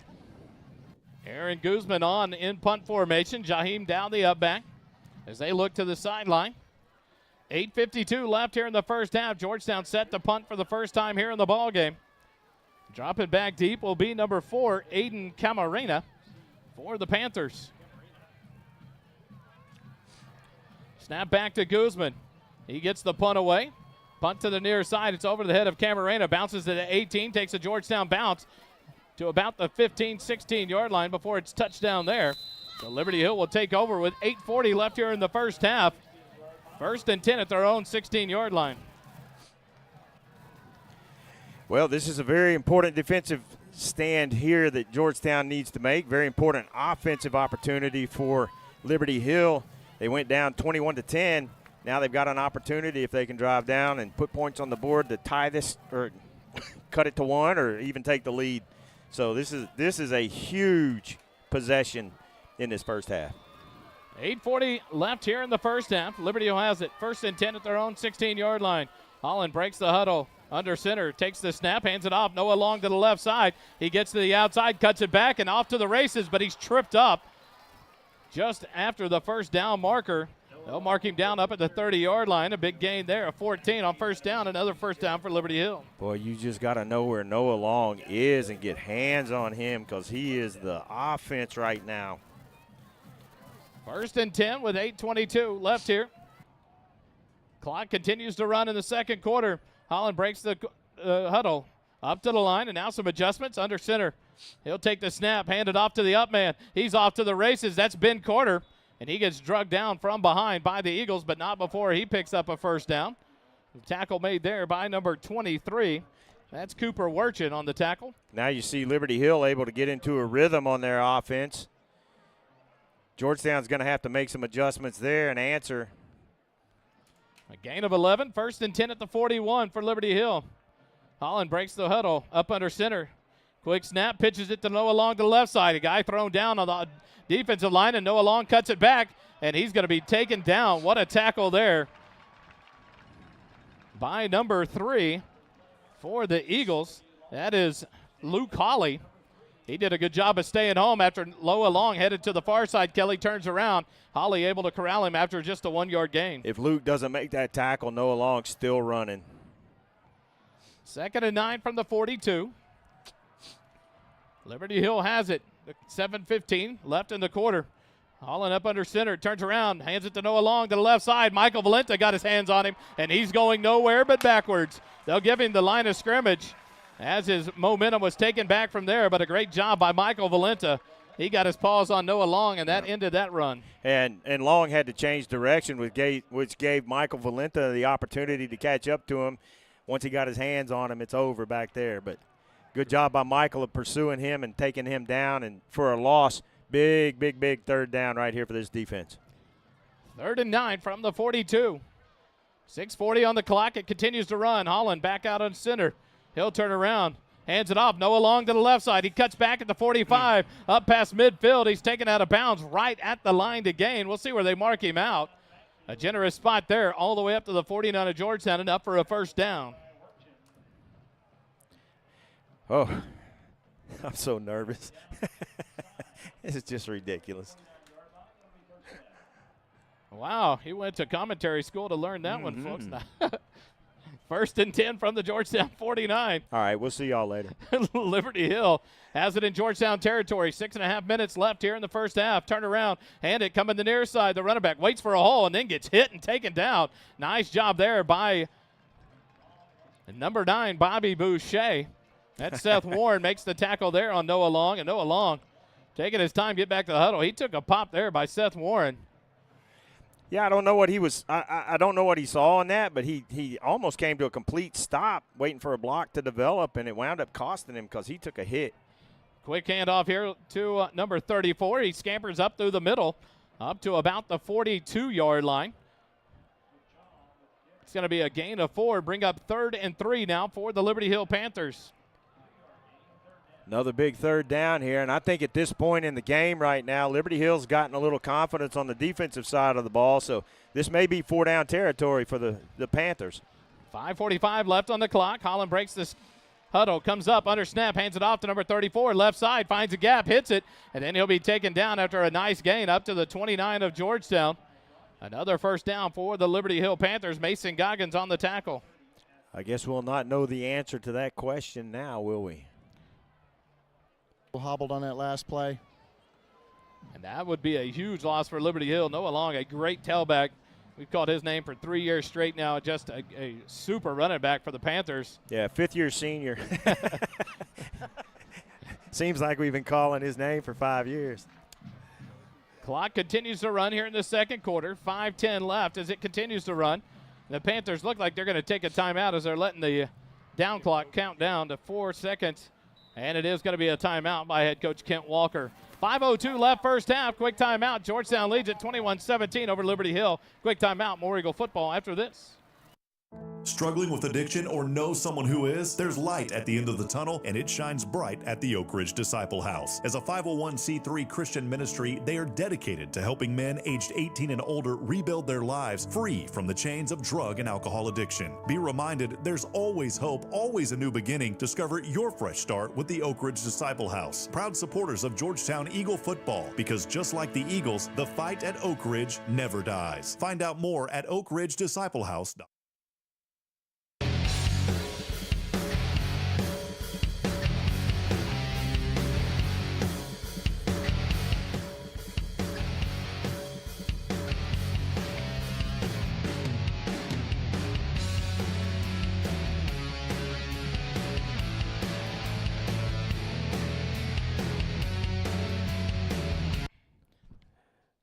Back here live, Burkle Field. We're in the JCT Memorial Broadcast booth, brought to you by JMT's. Liberty Hill took the timeout, 21-17. Georgetown leads it, and Liberty Hill has it 1st and 10 at the Georgetown 29. Holland breaks the huddle up under center. He'll hand it off to the left side. Ben Carter gets forward, but he's tripped up just inside the 25 of the 24. A gain of 5 brings up 2nd and 5. There are so many moving parts to that offense. It just seems like sometimes they're jumping early, but they're probably not. There's just so much motion in that. Almost looks like a Canadian Football League game. 2nd and 5 for the Panthers up at the 24 of Georgetown. Quickly out of the huddle. Snap underway, turn, hand it to the up man, and he gets popped at the line and taken down. Ben Carter went nowhere, maybe a gain of 1 on that one. That'll bring up 3rd and 4 now for the Panthers. Wally, at this point, this defense needs to hold these guys to a field goal at the most because Liberty Hill gets the ball coming back out in the second half, and you just got to attack, and make these tackles and stop this drive. 3rd and 4 for the Panthers on the 23 of Georgetown. Clock continues to run. 4:05 left here, second quarter. Quickly out of the huddle, under center, snap underway. Hand it to the up man, Carter. He cuts back, dives forward up past the 19 to about the 17-yard line. Maybe the 18, and we're going to spot it enough for a Liberty Hill first down. Just when you think you have them stopped there, they squirt forward for another 2 or 3 yards. Ben Carter hard running, 1st and 10 at the Georgetown 18. They've had some injuries at running back, but, man, they just keep sending more running backs out there, and they keep the effectiveness of that running game going. 12th play of the drive, all runs so far. Quick out of the huddle, handed off. Number 34 to the left side. He'll plow forward, and he runs over a couple of defenders, gets forward to about the 11-yard line. That'll be a gain of about 7, bring up 2nd and 3 now for the Panthers. Well, I might, if I was this coaching staff on the Georgetown side, I might take a timeout right now, give my guys a breath, have a little come to Nicky meeting down there on the sideline and touch some hearts. Gain of 7 brings up 2nd and 3. From the Georgetown 11, 3:10 left on the clock. It continues to run. Panthers break the huddle, approach the line quickly. Holland under center. Gets the snap, hands it off to the up man, Carter. He's hit at the 10-yard line and driven back by a host of Eagle defenders. A gain of 1 brings up 3rd and 2 now for the Panthers. Man, I did a phenomenal job of helping them drive him back because I was leaning everything I had. Good penetration there to stop that run before it gets going. 3rd and 2 from the 10-yard line. They got to get to the 8 for a first down. 2:40 left on the clock. It continues to run as the Panthers break the huddle. Quickly to the line. Holland under center. Turn around, hand it off, 34 to the left side. He cuts up at the 5. He's going to be slammed down about the 3-yard line. That'll be enough for a 1st and goal for the Panthers down at the 2.5, 3-yard line. With 2:25 left, and there's a timeout.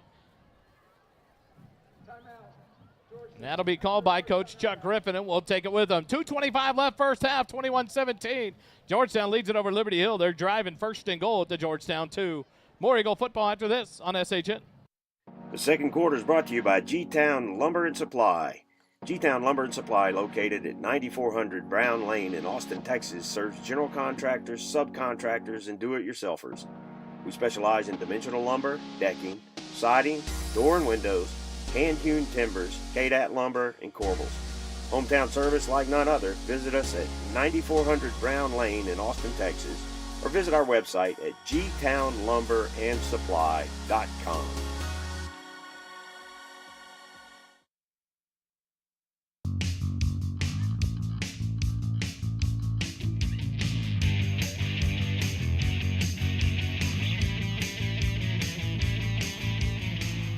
Back here, Birkelbach Field, 1st and goal for the Panthers at the Georgetown 2.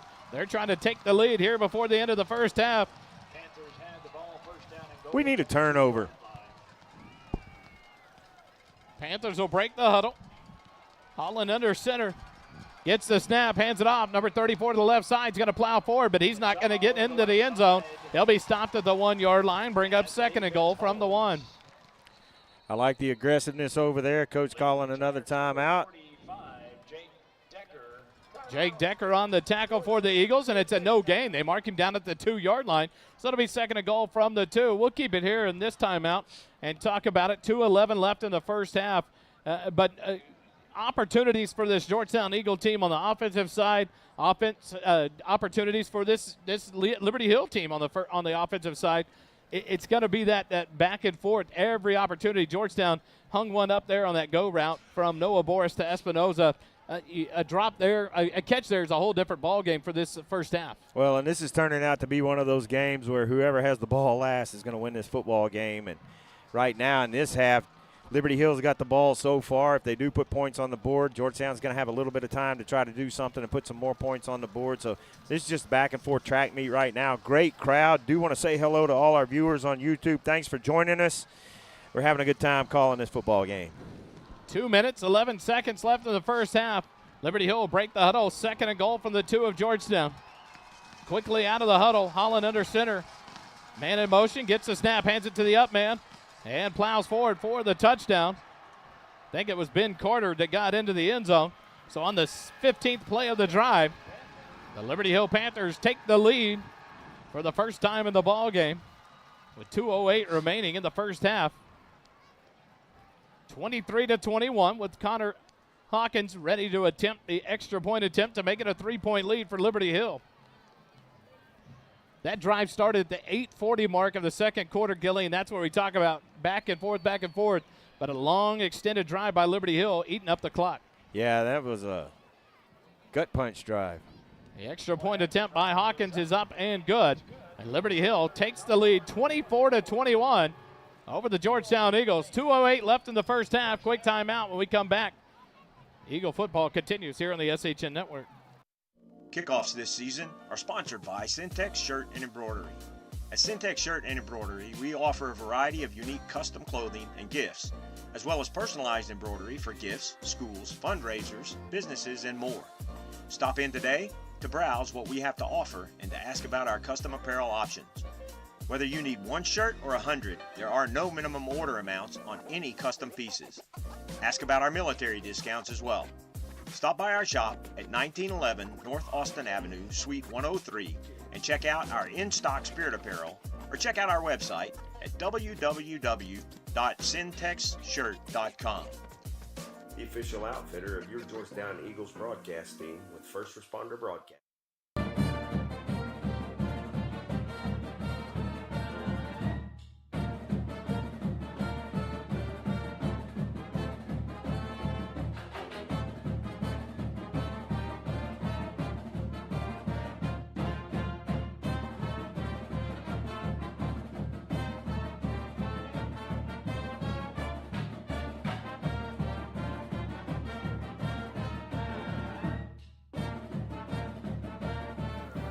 Back here live, JCT broadcast booth, brought to you by JMT's. Liberty Hill getting set to kick it away with 2:08 left in the first half. They took the first lead of the game for them, 24-21 on that 2-yard touchdown run by Ben Carter. And now Connor Hawkins will kick it away. Far side, it'll be fielded back in the end zone and dropped. And now they'll have to revert back and pick it up. And here comes out of the back of the end, or out of the 3 yards deep. Break a tackle at the 5 and gets forward to the 8-yard line. Why? We fill that kick when Connor Hawkins has put him deep into the end zone every time. A big mistake for this Georgetown team, as now they're going to have it 1st and 10 at their own 8-yard line. You can't fault guys for trying to make plays, but, man, you got to be smart. This game is not going to allow for a lot of mistakes, and we've already had a couple. Like, we had some penalties that cost us some field position, turnover that cost us a touchdown, so we can't make too many more mistakes and hope to stay in this ball game. 1:59 remaining in the first half. The Eagles have it 1st and 10 at their own 8-yard line. 2 receivers left, 2 right. Petter in the backfield with Noah Boris, far side hash mark. Boris will move Petter off to the right side as he gets ready to put the ball into play. Now Petter switches over to the left side of Boris. Back to the right in motion. Empty backfield. Boris, quick pass out to the left side. Hollybeck makes the catch. Up past the 10. Gets a block. 15-20 down the sideline. The race is on. Midfield. 45-40. 35-30. 25-20. 15-10. 5. Touchdown, Georgetown. 92 yards. Cody Hollybeck to the house. What a run after the catch by Cody Hollybeck. My goodness, he's got about 742 yards of receiving right now. I was close. Pretty close, Kelly. I was close. Wow. 12-26 is how you write it down. Noah Boris to Cody Hollybeck, and he takes it 92 yards to the house, and Georgetown takes the lead back by 3. G-Town Lumber and Supply extra point attempt going to be taken by Aaron Guzman. Boris set to hold. The snap is back. The kick is away. The extra point is good. Georgetown leads it 28-24. 1:44 left here in the first half. Quick timeout. Eagle football continues after this. If your car, RV, or heavy equipment needs glass to be replaced, Pro Glass can get the job done in no time. Windshield chip repairs in under 30 minutes, no appointment necessary. Our local family-owned business stands behind its work with a limited lifetime warranty for as long as you own your car. Ask about our senior discounts. Pro Glass of Georgetown, located at 2303 South Austin Avenue in Georgetown. We are the Central Texas choice for RV, heavy equipment, and auto glass since 1998.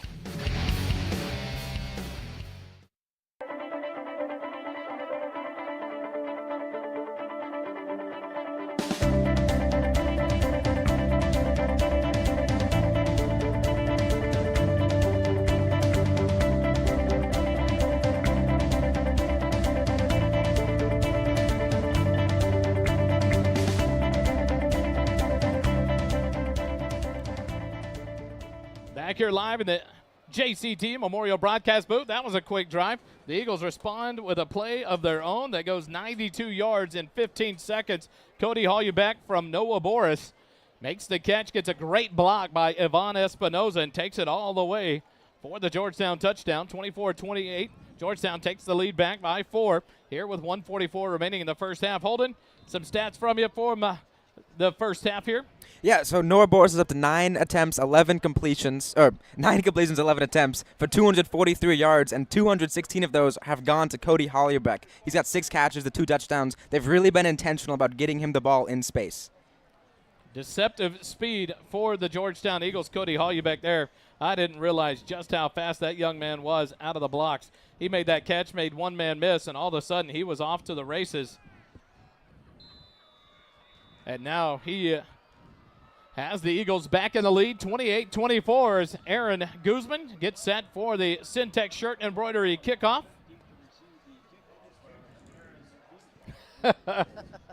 I think Dave was exhausted seeing him cheer down the sideline. Talk about off to the races. It felt like the Kentucky Derby down here. We went flying past us. Near side, kick taken at the 3-yard line by number 4 for the Panthers. He gets up past the 20, but taken down there by the Eagle kick return team. Nice tackle made by number 14. That's Mason Goggins. Number 4, Aiden Camarena on the return. Gives the Liberty Hill Panthers the ball. 1st and 10 at their own 22-yard line. Wally, we were talking about it on the break here and talking about the Eagles attacking those edges on those passes. Liberty Hill attacks the edges a lot on that running game, but Georgetown has taken advantage of some missed tackles and some good blocking by the other receivers and running backs whenever they get out there on those edges, and it's paid off. So we got us a good ball game going. See if the Panthers take any shots here with 1:39 left first half. Turn around, handed off Noah Long left side. He's back in, skirts to the outside. Containment being kept there, and he's going to be hit and taken down about the 24-yard line. Great job by the Eagle defense to contain Noah Long there as he strung it out, and they keep the clock going. Panthers have 2 timeouts. If they don't gain much on this play, I think they'll just let this – well, they may just let this clock keep running and just get out of here. And you know containment is good when Michael Valenta is making the tackle out on the sideline. Exactly. And Michael Valenta not afraid to go sideline to sideline for this defense and making plays. Late substitution here as Turbeville comes back in for Caleb Rieger. He's going to come off the field. The late sub for the Panthers give the Eagles a chance to sub, and they do. It slows them down, and here it comes, 2nd and 8 from the 24. Handed around, Ben Carter near side. He gets popped and taken down. What a tackle there. Coach Nicky saw something right there. He told number 55 to adjust, and that was perfect. I don't know what he saw, but tell you what, Luke Hawley crashed in there along with Jake Decker, Michael Valenta, Turbeville. What a play there, and that's a gain of 1 and brings up 3rd and 7 from the 25. Ben Carter took a big pop there by the Eagle defense. And you're right, Kelly. It looks like they're just going to take their time and run this one out. 25 seconds remaining in the quarter as the latest sub comes in, and now here comes Caleb Rieger. He gets a chance to sub after the late sub by the Panthers. Got to love the game. Did you see? Michael Valenta grabbed me. He's like, don't go off too quick. Turbeville comes out. Caleb Rieger on 3rd and 7, and now it's going to be a timeout before the delay of game. Oh, yeah. By the Liberty Hill Panthers. Coach Walker knew he had to take the timeout. 8 seconds remaining in the half, and we'll take the last timeout of the first half and be right back with the conclusion of half number 1. More Eagle football after this on the SA.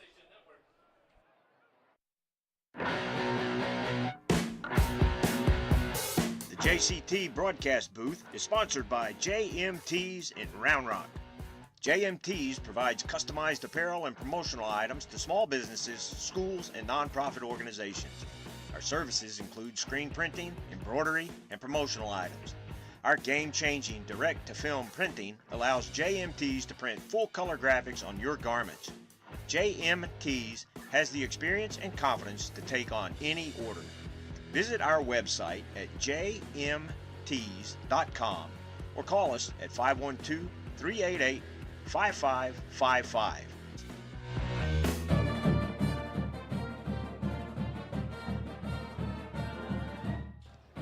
Back here in the JCT Memorial Broadcast booth, 3rd and 7. The Panthers have it at their own 25-yard line. 8 seconds remaining in the first half. Watch them throw out a of pass. the huddle. Quick snap here. Holland hands it off right up the middle. Ben Carter stumbles forward. He'll get enough for a first down. The clock will stop with 2 seconds. Up to the 33-yard line. So we'll see what Liberty Hill does here. And they let the clock run out. After one complete half of play, 28-24, Georgetown leads it over Liberty Hill. What a half of football. We'll take a timeout. Come back with first half stats with Holden here on the SHN Network. The halftime show of tonight's game is sponsored by Fine Line General Contractor. Fine Line General Contractor, committed to building excellence and relationships. At Fine Line GC, we're dedicated to meeting and exceeding our clients' expectations in Central Texas.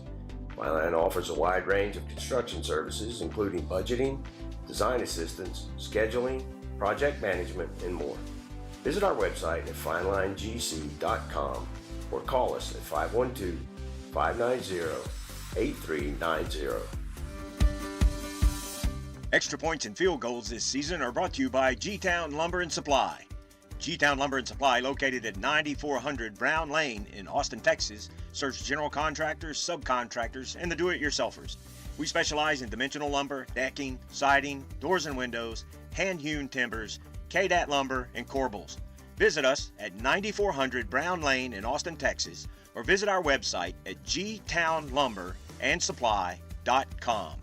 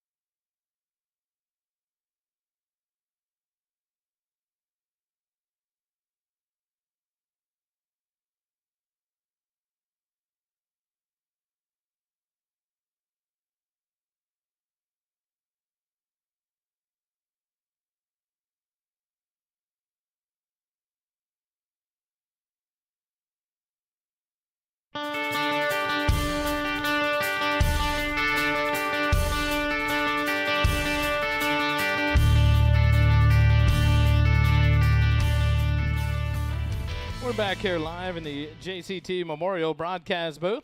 Brought to you by JMTs. We're at the first half break, 28-24. Georgetown has a 4-point lead over the Liberty. It's easy for you to say.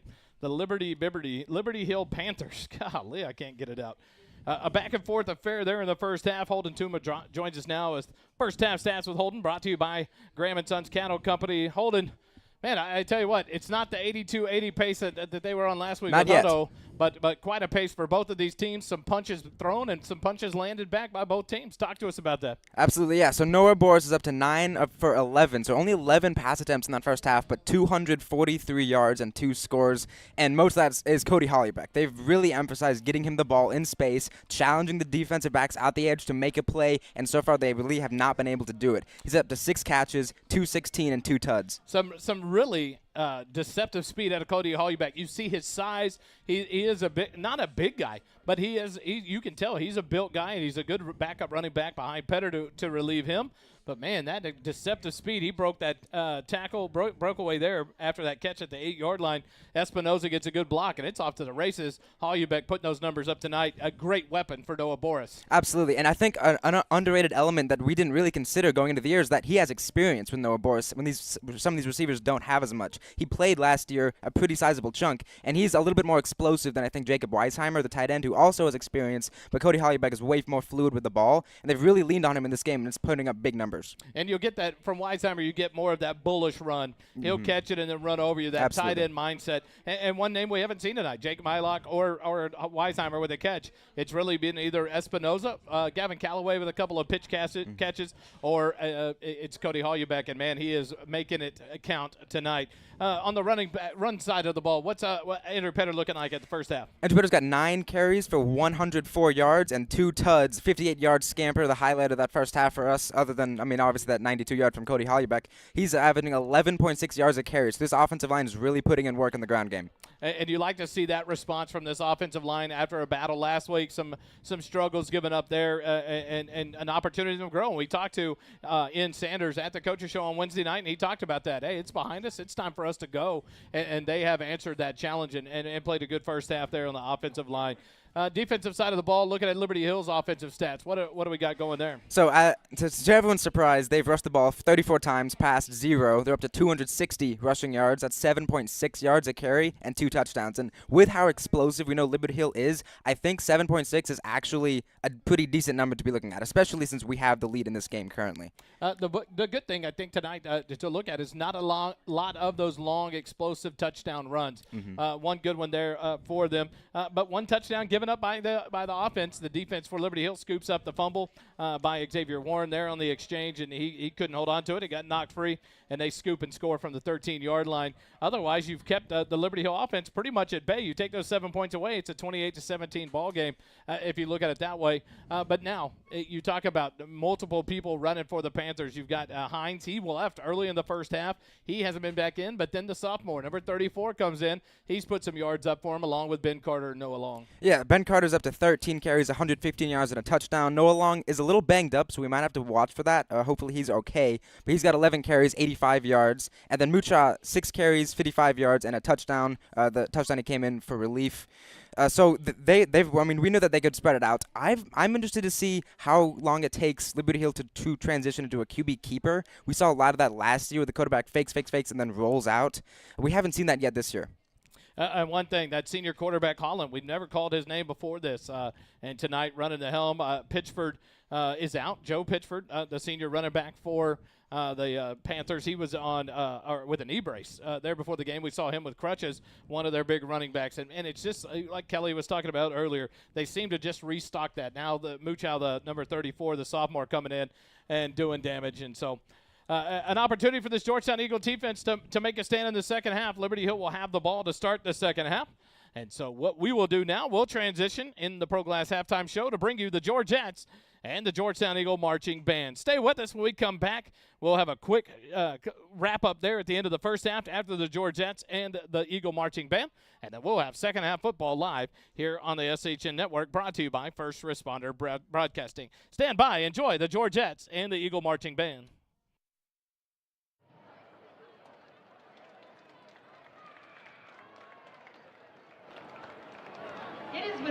it's a pleasure that I introduce you to the award-winning Sweethearts of Georgetown, the Georgettes. This year, the Georgettes are celebrating their 50th anniversary. The Georgette officers are Lieutenant Abby Tull, Lieutenant Anna Gomez, and in the center, your 2023-2024 Georgette captain, Miss Julia Vickers. The Georgettes are for Mackenzie Fox, Peyton Mendel, Ella Lishka, and Addison Rodriguez. Social Butterfly is Ashley Adler. Officer's Choice is Caitlin Mendel, and the Georgette of the Week is Sarah Boris. And now, watch the Georgettes as they perform a high kick routine to the 80s classic, Fame.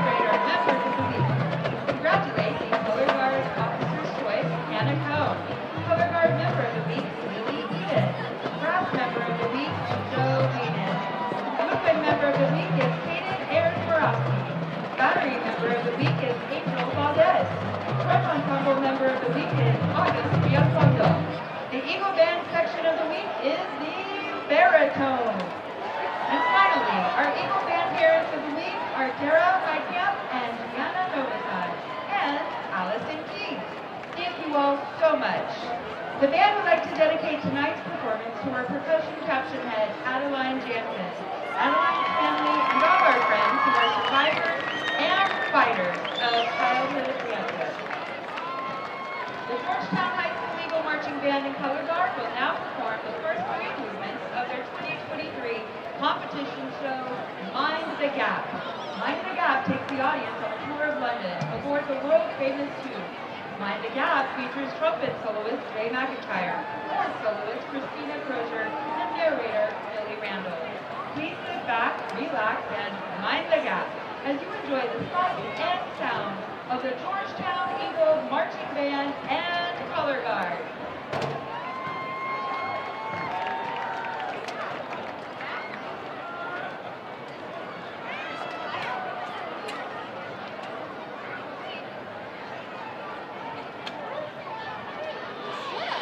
Yeah.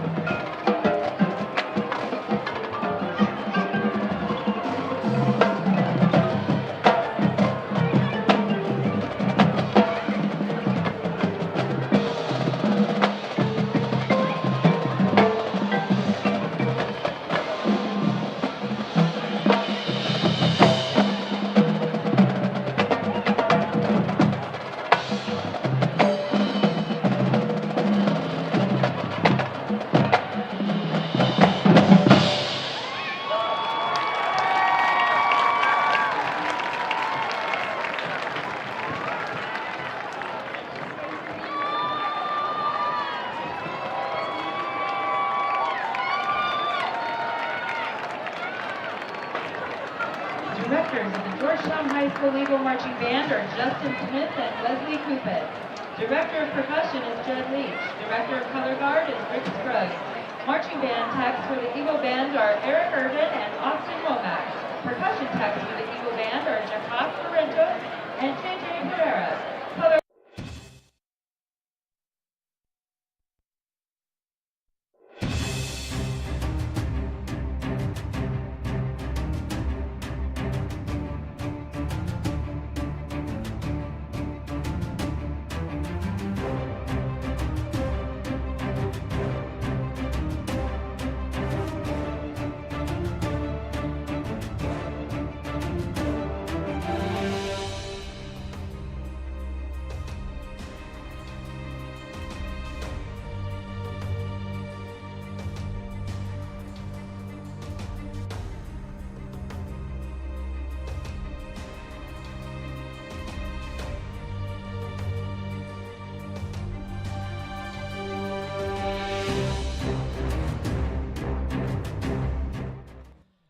Go live down to the sideline, Dave, with Coach Nicky. Coach, a hell of a battle back and forth. What are your thoughts so far and what you're seeing? Yeah, we're doing a great job. We're flying around, just a couple of misfits. It is what it is, these guys are great at what they do. They're fast, they're moving around quick. We just got to fit it just a little bit better, but we're in the right spots. We're going to switch up some looks on them in the second half. I think we'll be ready to go. Good luck. Thank you, sir. Wally, back to you. Coach Nicky there at the halftime as we're about 4.5 minutes left here in the break. The bands have completed. I tell you what, it's fun to watch Georgette's. This band, they are so intricate in all their movements. It's fun as they prep for their contest season. The Georgette's on point again, like every year we see them. I think it's the 50th year, the 50th Georgette line. They're celebrating this year for the Georgette, so it's awesome to be able to bring you the Georgettes each and every Friday night. And so hopefully tonight you guys were able to hear it better. The crowd mics, everything getting worked out here as we're 3 weeks into the season. Remember, next week we will be off the air for football. They have the bye week before they start district play on the road in College Station.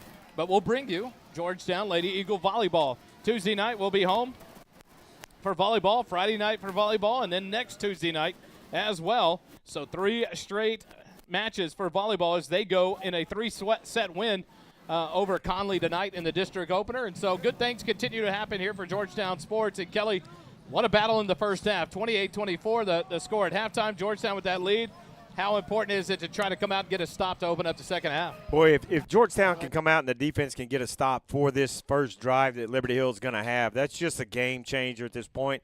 And like I said, this could come down to whoever gets the ball last wins this football game. So this is a very important drive for both teams, and it's going to be interesting to see what kind of adjustments they make. Liberty Hill's not going to make a lot of adjustments offensively.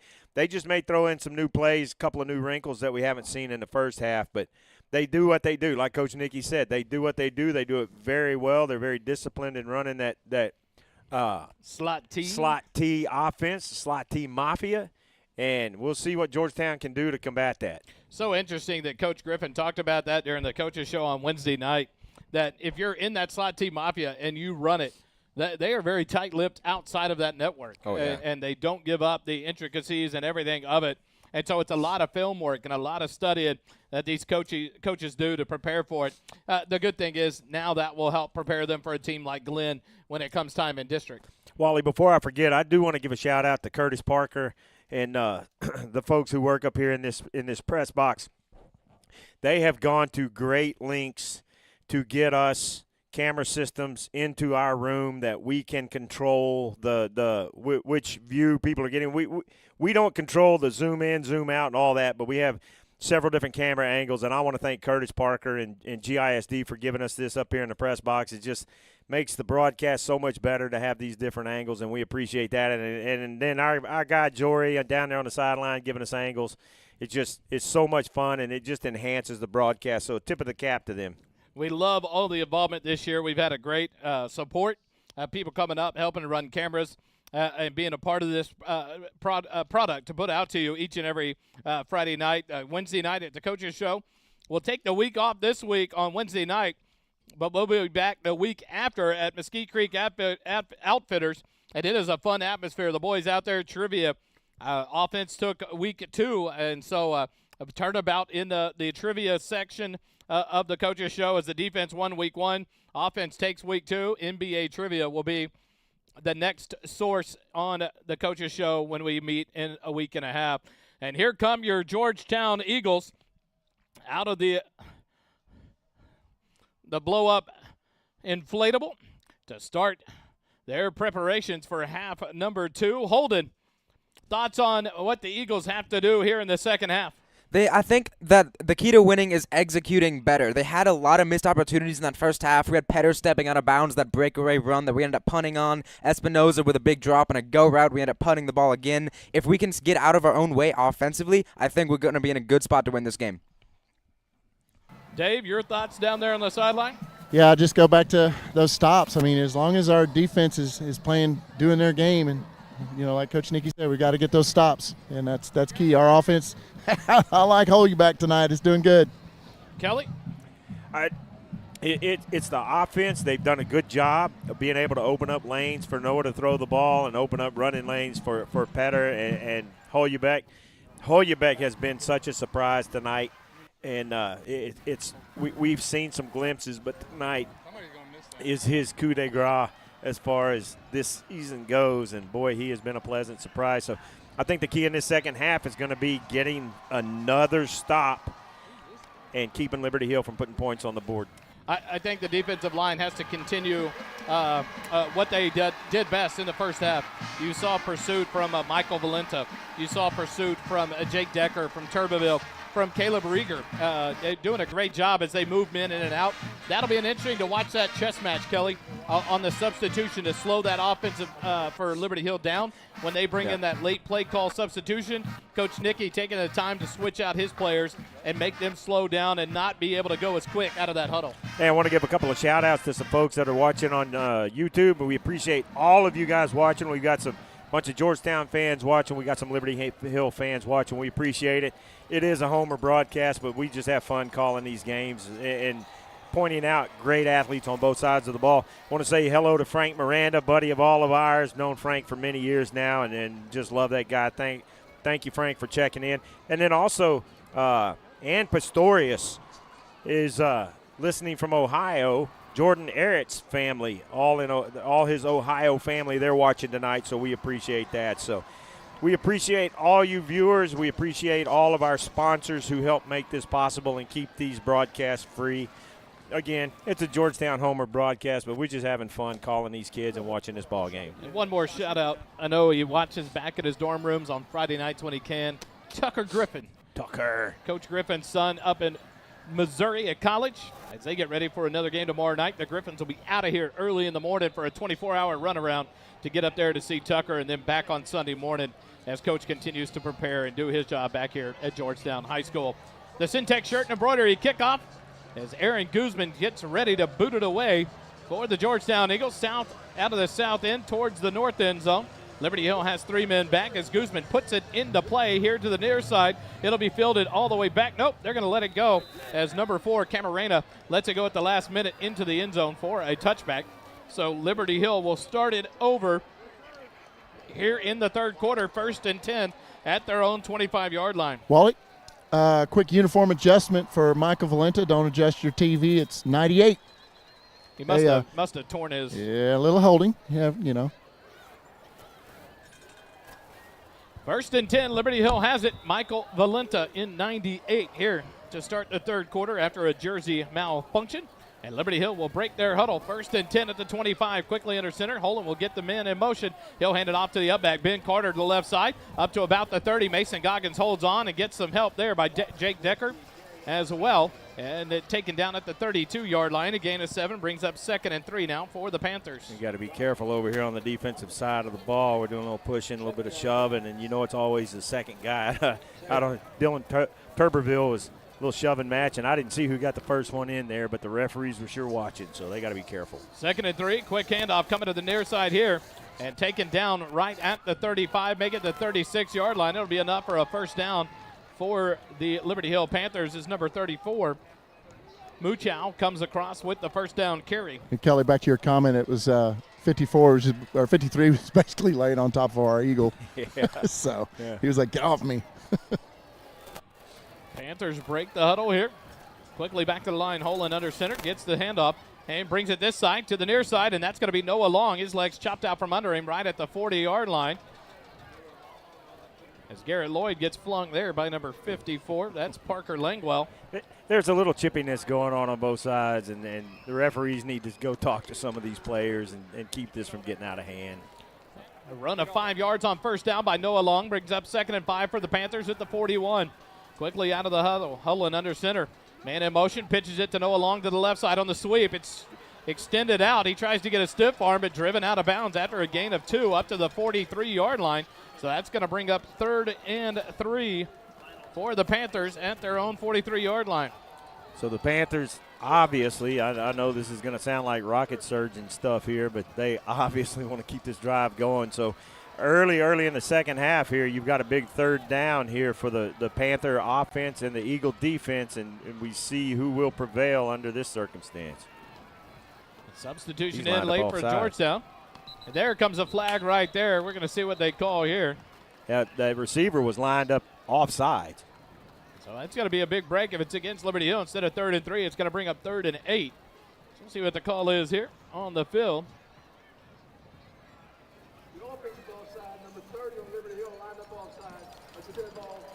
So dead ball foul on Liberty Hill, lined up offsides. So that 5-yard penalty will back them up. 3rd and 8 now. Back to the 38-yard line for the Panthers. I don't know how many they've had, but Liberty Hill has not had a whole lot of penalties, and that's one of the things about this Liberty Hill team. You see their discipline, and they aren't heavily penalized, at least tonight. And that was a mistake that you don't typically see out of the Panthers offense. Quickly back to the line, 3rd and 8 from the 38. Holden gets a snap, hands it off, coming around Muchal to the right side, and there's going to be a holding call, but a nice track down by Garrett Lloyd. Illegal block, low block out there. You can't block below the waist out there in that pursuit like that, and they cut one of our defenders, and I think that's what the call is going to be. What a job by Garrett Lloyd there in pursuit of Muchal, and he tackles him out of bounds at the 42-yard line. It'll be short by 4 yards for the Panthers, but let's go to the call on the field.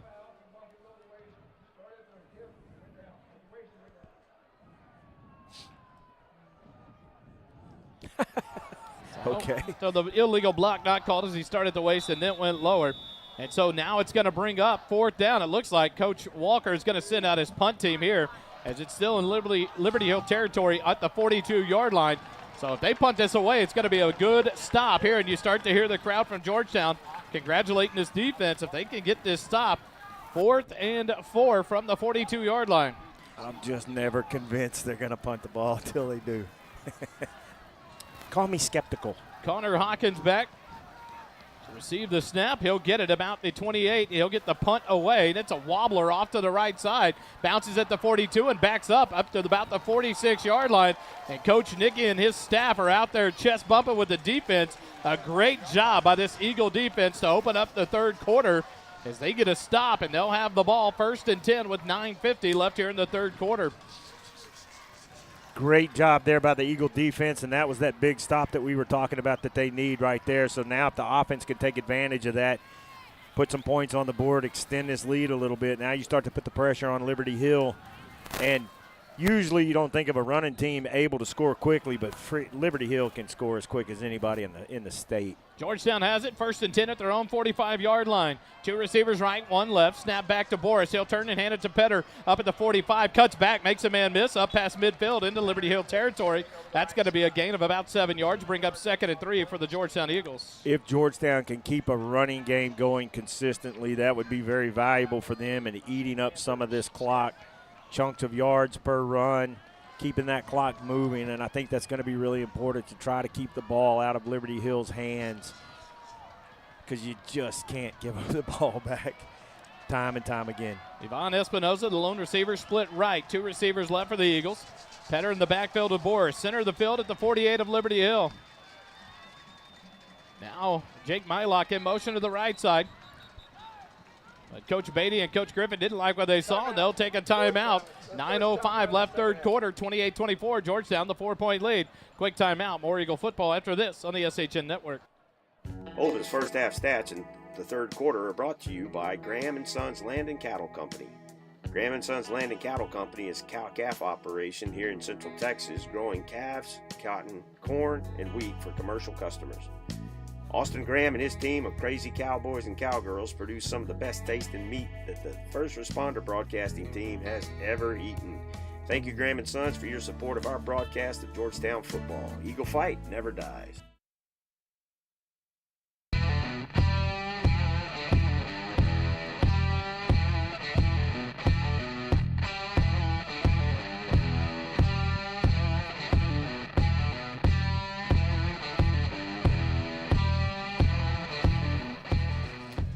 Back out of the timeout, Georgetown has it 2nd and 3 from the 48 of Liberty Hill. A man in motion to the left is Mylock. Snap back to Boris, middle of the field. He'll turn around, hand it off to Petter. He comes left, cuts it back right, but they read that one, and they stack him up back at the 50-yard line, make it the 49 of Georgetown. That'll be a loss of 3 and bring up 3rd and 7 now, or 3rd and 6 for the Eagles. So here's an opportunity for Liberty Hill to get a much-needed stop at this point, and suddenly this is turning into a defensive battle. But nonetheless, the clock continues to run, which you like to see here for the Eagles while they're in possession. 8:40 left on the clock, and it continues to go here in quarter number 3. One receiver left, one right. Petter in the backfield. Boris up under center here on 3rd and 6. Snap back. Hand it off to Petter to the right side. He dances, makes a couple mid-miss. He's going to plow forward. It looks like he's going to have enough for the first down. It's right at the yard to gain. 4th down. Now it's going to be a timeout. They're going to give him a first down. It's a borrow from Morrow first down. So the Eagles are going to have to delay. And now they'll hand it off to Petter again. He'll cut back at the 45, cuts to the outside, makes a man miss, 35, runs over a man at the 30 and out of bounds. A nice run on 1st and 10 for Andrew Petter as he ran over a Liberty Hill defender. Gets all the way inside the 30 down to the 28. Another borrow from Morrow first down. Wally, that was odd. None of the referees signaled to stop the clock on the first down to reset the chains, and clock kept running, and they gave him a first down. That was kind of odd. Now it's 1st and 10 at the Liberty Hill 28-yard line. Big run by Andrew Petter. And the Eagles reset again.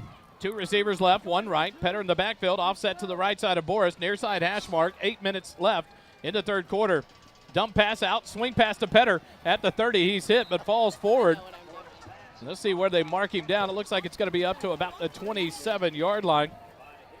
That'll be a gain of only 1, bring up 2nd and 9. Gavin Calloway, number 7, out there on the edge trying to make a block. If he could hold that block a little bit longer, Andrew may have been able to get a little bit farther down the field. But those blocking, the blocking out there on the edges by the receivers and even the running backs that have been sent out there has been pretty good tonight for the Eagles. Tight formation here. Only a split receiver to the right side, none out left. Now the right side guy in motion is Gavin Calloway. Boris comes back, and he's got a man open. It's Hollenbeck. Touchdown, Georgetown! Oh, baby, what a draw up on that play. And Noah Boris, it was in that motion where you pitch it to Gavin on the pitch play, but instead Boris fakes it, drops back 2 more yards, and Hollenbeck was wide open, catches it for the touchdown. When that ball was snapped, the entire Eagle offense was inside the tackles.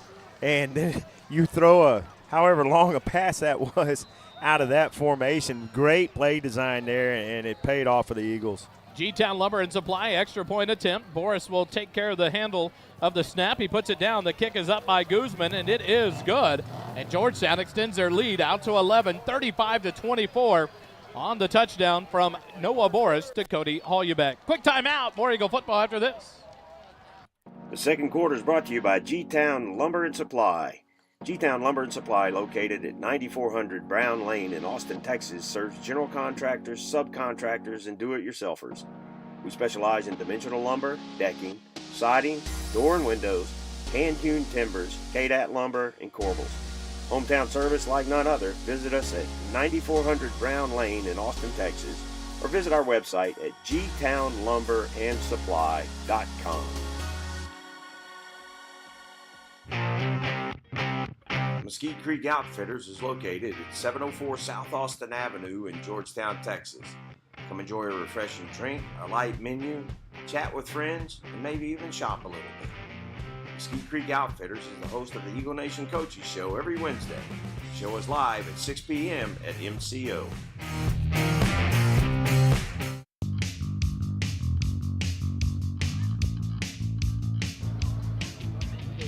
Back here in the JCT Memorial Broadcast booth, brought to you by JMT. Syntex Shirt and Embroidery brings you the kickoff by Aaron Guzman as he gets ready to send it away back to Liberty Hill with the Panthers trailing by 11 now to your Georgetown Eagles, 35-24, thanks to the 27-yard touchdown strike from Boris to Holubek.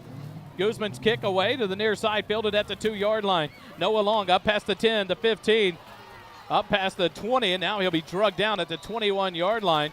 1st and 10 for Liberty Hill at their own 21-yard line to start their second possession of the second half. The Georgetown Eagle Football Booster Club scoring drive summary. The Eagles went 55 yards in 6 plays, took 2 minutes, 32 seconds off the clock, capped off by that 27-yard touchdown pass from Noah Boris to Cody Holubek. Holden, what kind of stats does Holubek have on the receiving side? He's got 7 catches for 243 yards and 3 touchdowns. He has been having an MVP-type performance. Holubek putting on a show here as the Liberty Hill Panthers come back under center. Muchow to the right side, hit and take it down. What a tackle. Who was that? Number 39, that's Turbeville on the 1st and 10. Flag on the play. Penalty flag on the field. So we'll see what that is. It was a run for only maybe a yard. Maybe a no gain. I can't see it there. That's big. They're going to give the face mask to Turbeville on the tackle of Muchow. And so that's a big, instead of 2nd and 10, it'll bring up 1st and 10 and add 15 yards to it up to the 36-yard line of Liberty Hill. So another costly penalty on the Eagles.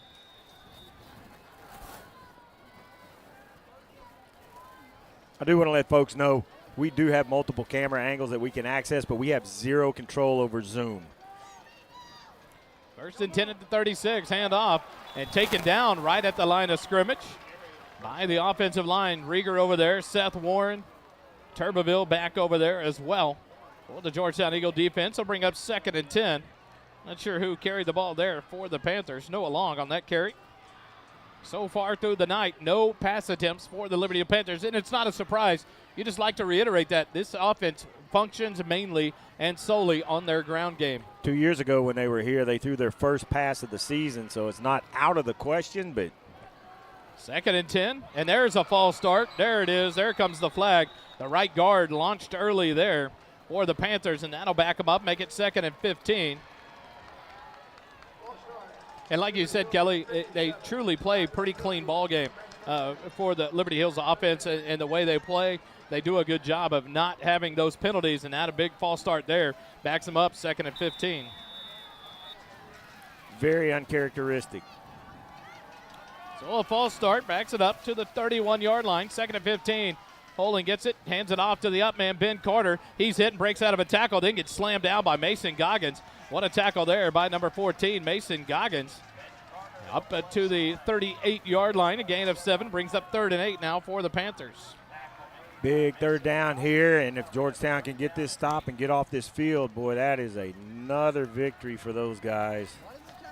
You talk about Mason Goggins. He talked to us there in the coaching show on Wednesday night, talking about keeping the pressure, turning everything back in, and does a good job of staying at home. Pass attempt for Liberty Hill. They drop back. Holden's going to air it out. He's got a man open, but he overthrows him. Incomplete. A good job there for the defense of Georgetown. He had a man on him. Goggins stayed with him, but he had about a yard on him, but it was overthrown. Incomplete pass, and that brings up 4th and 8 for the Panthers. That's probably the biggest issue that an offense like this faces whenever they do take a shot. It was there. He actually had 2 guys he could have thrown it to down there. But when you don't get that game rep of throwing the ball very much, what's the chances it's going to be accurate? Chance Kelly comes running off, and now Connor Hawkins back to punt again for the Panthers. Here for the second series in a row in the third quarter. 5:21 left in the quarter. The snap back. Hawkins, small, short punt, wobbly. Comes to the right side, bounces at the 44 of Georgetown, and gets a Liberty Hill roll inside the 35-yard line. But no matter what, this defense, back-to-back stops. Dave, you talked about it all pregame, and you mentioned it at halftime. Stops were going to be big. 2 in a row for this defense. How about that defense? Coach Nicky's got to be super happy with the performance he's seeing from these young men. No, he doesn't. He's never happy. No, there's no puppy dogs and teddy bears getting kicked. That's true. 5:07 left here in the third quarter. Georgetown with 11-point lead, and they have the ball. 1st and 10 at their own 32-yard line. 3 receivers right, none left. Petter off to the right of Boris in the backfield. Handed off to Petter. He's wide open. 40, 45, 50. Off to the races. 40, 35, 30. And a man had a great angle from across the field. Number 4, that's Camarena. He saved a touchdown as Petter got all the way down to the 22-yard line. Borrow from Morrow, first down. Boy, this offense looks completely different than it did last Friday night against Vista Ridge, and I don't know if it's so much as the difference in the two defenses or probably a combination of that and the changes that they made this week in practice and the re-emphasis on doing your assignments, taking care of your assignments, and they're making the blocks tonight. 2 receivers right. Tight end Weisheimer off the left end of the line. On the near side, Boris under center. Drops the snap. It's on the ground. And the Panthers are going to pick it up off the center exchange. They're going to get the ball back here with 4:54 left. And now a costly turnover. Second one of the ball game for the Eagles. And that's what you talk about, changes. Going for a pass by Liberty Hill. Going under center when you're primarily in the shotgun. An opportunity for things to go awry, and it does there for the Eagles. A fumble on the center exchange with the quarterback Boris, and Liberty Hill has it 1st and 10 at their own 19. And Wally, we saw that same thing on the under center in the first game on the goal line on the very first drive. Andrew picked the ball up and scored, but we saw that issue then as well. So 1st and 10 at their own 19. You give Liberty Hill new life, down 11. Holden gets the snap. He'll pitch it off to Noah Long to the left side. He finds a hole outside the numbers and taken down at about the first down line to gain. Let's see where they mark him. It will be up to the 29-yard line, and that's going to be enough for a first down.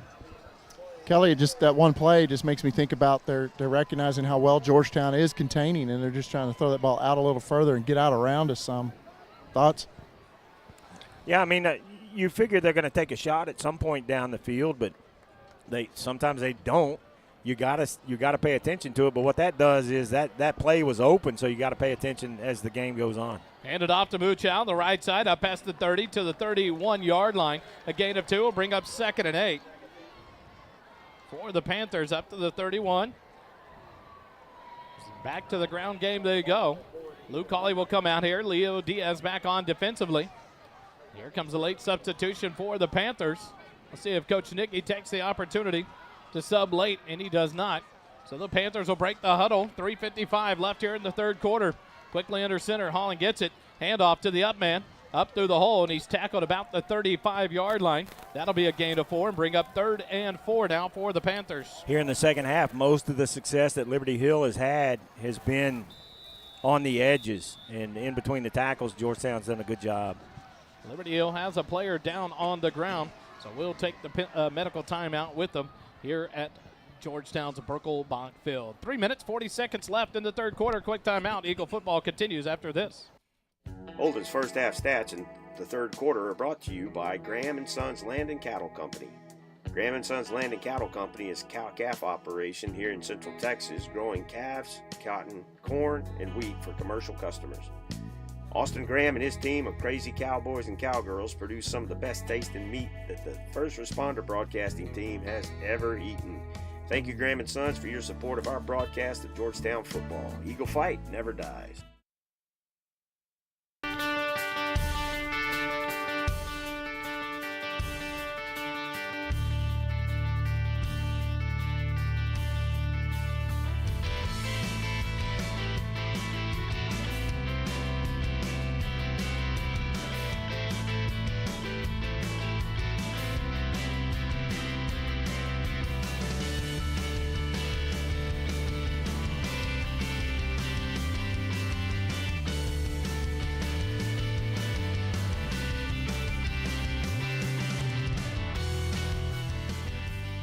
Keep talking. Back here live, Birkelbach Field. Liberty Hill has it 3rd and 4 from their own 35-yard line. Turn around, hand it off right side. Ben Carter's going to break a tackle, and he'll get up to the 40-yard line, make it the 41, and up for another Liberty Hill first down. It's a good run there, and able to get that first down, keep this drive going for Liberty Hill. 1st and 10 at their own 41-yard line. 3:25 left here in the third quarter. Georgetown the 35-24 lead. Georgetown was in prime position there to try to extend that lead with the ball on a 1st and 10 at the 22-yard line. Turned it over. So see if this defense can get a third stop in a row here of the Panthers. Quickly out of the huddle. Under center. Man in motion. Turn around. Hand it to the up back, and he finds it near side. Noah Long, and he's gone. There's a penalty flag. We'll see what that is here. But Noah Long's going to take it to the house. But a penalty flag on the field, and the quarterback, Holden, is already backing up. So the cheering on the far side of the field may come for naught. Coach Nicky gets the home crowd going again. May find out why Noah Long got open so quickly. Number 72 called for the hold. That's Truman Stillwell. So that will negate a long 59-yard touchdown run by Noah Long. And that'll back the Panthers up to their own 35-yard line, 10 yards from the spot of the foul. Costly penalty for Liberty Hill. Obviously, it takes the points off the board, but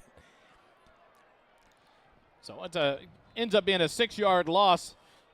Get the 10 yards from the spot of the foul. Makes it 1st and 16 from their own 35-yard line. Holden breaks the huddle. Hands it off left side. Ben Carter, and he gets stacked up there. Seth Warren in there along with, looked like number 16, Garrett Lloyd, number 31, Cole Mitchell. In on that tackle as well. And that'll bring up a 2nd and 15 for the Panthers. Boy, that penalty, I can't just so fortunate for Georgetown, but my goodness, that's got to just suck a little wind out of the sails for Liberty Hill. You see if they can get that back and keep this drive alive.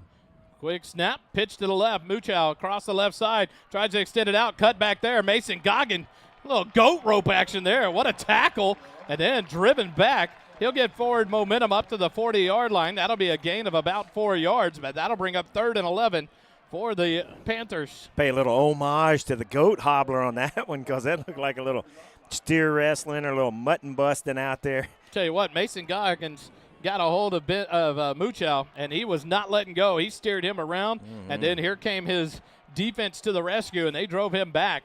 A gain of 4 makes it 3rd and 11 from the 40-yard line. Boy, on this 3rd down, you have to contain those edges. That's where Liberty Hill has really had their success. You got to contain out there. Looking back, looking to pass. Holland rolls out. He's looking to throw it. He's going to have to dump it, and he does to a lineman, but he's out of bounds before the 1st down.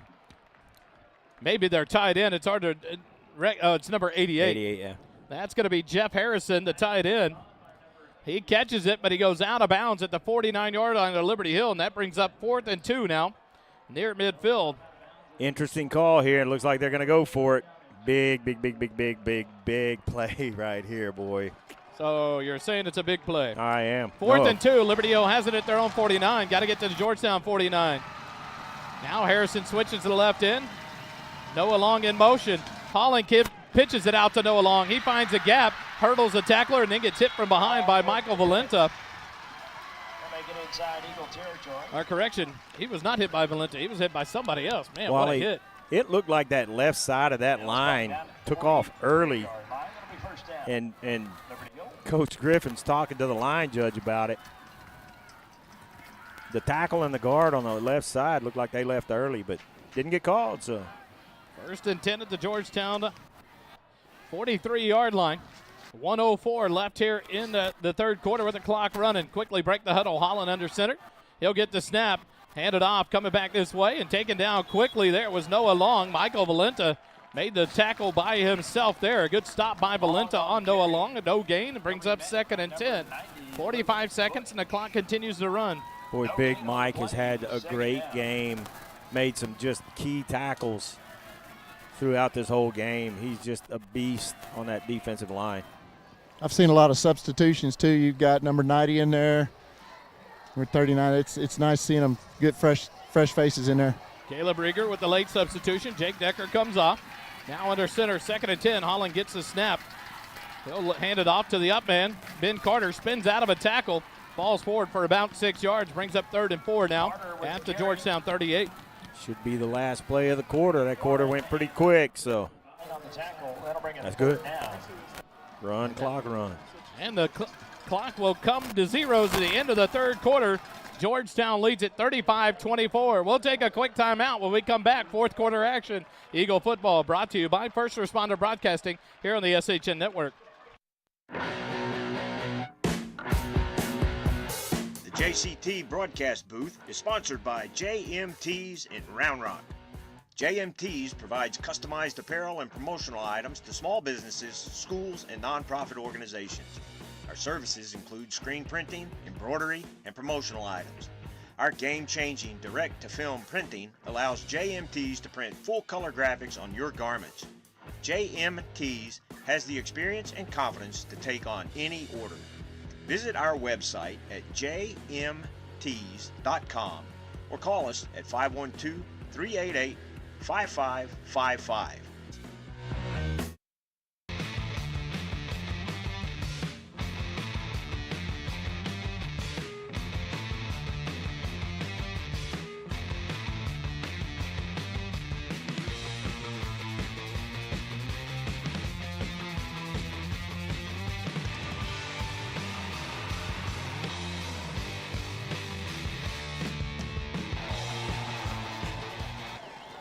Back for the start of the fourth quarter. Liberty Hill has it. 3rd and 5 from the 38-yard line of Georgetown. Holland under center, turns. He's rolling out. He's going to pass. Noah Long looks to be open, and they hit him at the 25-yard line, pushed out of bounds. They sent 4 men out in pattern, all in the same direction, and Holland found Noah Long for the first down. They'll call him out at the 24-yard line of Georgetown, a 1st and 10 for Liberty Hill. I was today years old whenever Liberty Hill threw more than 2 passes in a game. Dave, quit betting him to make a stupid statement on the broadcast. Good night. Y'all are both muted. 1st and 10. Liberty Hill has it at the 24-yard line of Georgetown. Holland turns around, hands it Ben Carter to the left. No, that's Muchow. No, it is Ben Carter, and he's going to be drugged down inside at the 4-yard line. Nice tackle there by number 25 for the Eagles. That's Alex Wilson. Don't know what the flag was. He had the jersey. It wasn't a horse collar, Kelly. That's a weird. Hopefully it's not on Georgetown because that Alex Wilson grabbed the jersey on the shoulder pad. Well, I think they've changed that rule to where it used to be just no flag. Okay. I was going to say, Alex Wilson grabbed the jersey at the shoulder pad. It pulled away, and he was able to rip down the runner, Ben Carter. And then that flag came in late there, but nonetheless, it's going to bring up 1st and 10, 1st and goal at the 3-yard line for the Liberty Hill Panthers. They were explaining that he was holding, like, flat handing the face mask, not grabbing it. Okay. 1st and goal at the 3-yard line. Holland under center, turns and pitches it Noah Long near side. He's hit, plows forward, and he's going to be into the end zone for the touchdown. 11:28 left, fourth quarter. Liberty Hill scores. They make it a 5-point game, pinning the extra point. 35-30 as they take a long drive there. They got the ball with 4:54 left in the third quarter and push it in here for the touchdown. Now Georgetown, it was a 2-possession game starting out. That how big of was that turnover there? Yeah, it was huge. And now Liberty Hill is going to go for 2 to try to make it a 3-point game, so a field goal can tie it up if necessary. So Coach Griffin saw something he wasn't happy with, like an offsides or a false start or something. 2-point conversion, Holland under center, and it's going to be no good. The ball comes out as 2 running backs for Liberty Hill collided in the backfield. That was Noah Long and Muchow. Noah Long puts his hands up to Muchow like, what are you doing? And so the 2-point conversion is no good, but a Georgetown Eagle defender is down on the field. And so we'll take a timeout with them. Georgetown leads it 35-30 over Liberty Hill. We're in the fourth quarter. More Eagle football after this. This season's starting lineups are brought to you by Aesthetic Dentistry of Georgetown. The mission and purpose of our aesthetic dentistry team is to help provide a quality life with healthy and beautiful smiles. We want to develop relationships with our patients and always provide an amazing experience for them. Let us help you determine if a highly trained cosmetic dentist is the best option for your smile. We're located at 3622 Williams Drive, Building 2 in Georgetown, Texas. Visit our webpage at www.aestheticdentistrygt.com or call 512-819-8255. 910.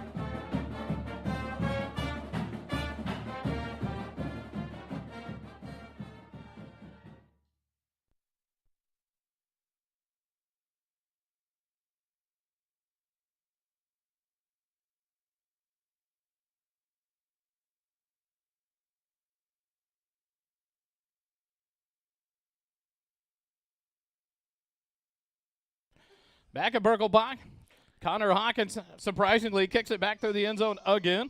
And so it'll be a touchback. Georgetown will have it 1st and 10 at their own 25. 11:28 left here in the fourth quarter. Georgetown leads it by 5. Making that baby cry back there, Wally. And the mute. 1st and 10. Georgetown has it. 2 receivers right, none left. Petter in the backfield beside Boris on the right side. Shotgun snap back, fake the handoff, throwing it to the right side. Xavier Warren at the 30. He stiff arm, makes a man miss. 35 up to the 40 and taken down about the 41-yard line. Nice run there by Xavier Warren. Brings up another borrow for Morrow, 1st down. Nice pass play there, and he was wide open out there, able to do something. Get this ball down the field, get that clock running. Love to see him go back to Xavier Warren there, get his confidence after the turnover early in the ball game that cost the Eagles there on the fumble. And now getting him back involved as he splits out wide left. Petter in the backfield with Boris. 11:05 and the clock continues to run here in the fourth quarter. Eagles up by 5. Boris moves Petter to his right side, near side hash mark. Shotgun snap back on the 1st and 10. Handed off to Petter, left side. Cuts it back up the middle, 45-50, 45-40. Petter to the races, and you're not going to catch him. 15, 10, 5. Touchdown, Georgetown. Andrew Petter, take a bow. What a run. Great job by the offensive line of blocking, opening up that hole, sending that ball down into the end zone in the hands of Mr. Andrew Petter. 58-yard touchdown run moves the lead back to 11, possibly 12 here with the pending G-Town Lumber and Supply extra point attempt. Andrew Petter will get his stats in a minute when we come back from the timeout from Holden Tuma. Aaron Guzman on to attempt the G-Town Lumber and Supply extra point attempt. The snap back, the kick is away, and it is good. 10:46 left in the ballgame. Georgetown leads it by 12, 42-30. Quick timeout. War Eagle football on SHN in a moment. Kickoffs this season are sponsored by Syntex Shirt and Embroidery. At Syntex Shirt and Embroidery, we offer a variety of unique custom clothing and gifts, as well as personalized embroidery for gifts, schools, fundraisers, businesses, and more. Stop in today to browse what we have to offer and to ask about our custom apparel options. Whether you need 1 shirt or 100, there are no minimum order amounts on any custom pieces. Ask about our military discounts as well. Stop by our shop at 1911 North Austin Avenue, Suite 103, and check out our in-stock spirit apparel, or check out our website at www.syntexshirt.com. The official outfitter of your Georgetown Eagles broadcast team with First Responder Broadcast.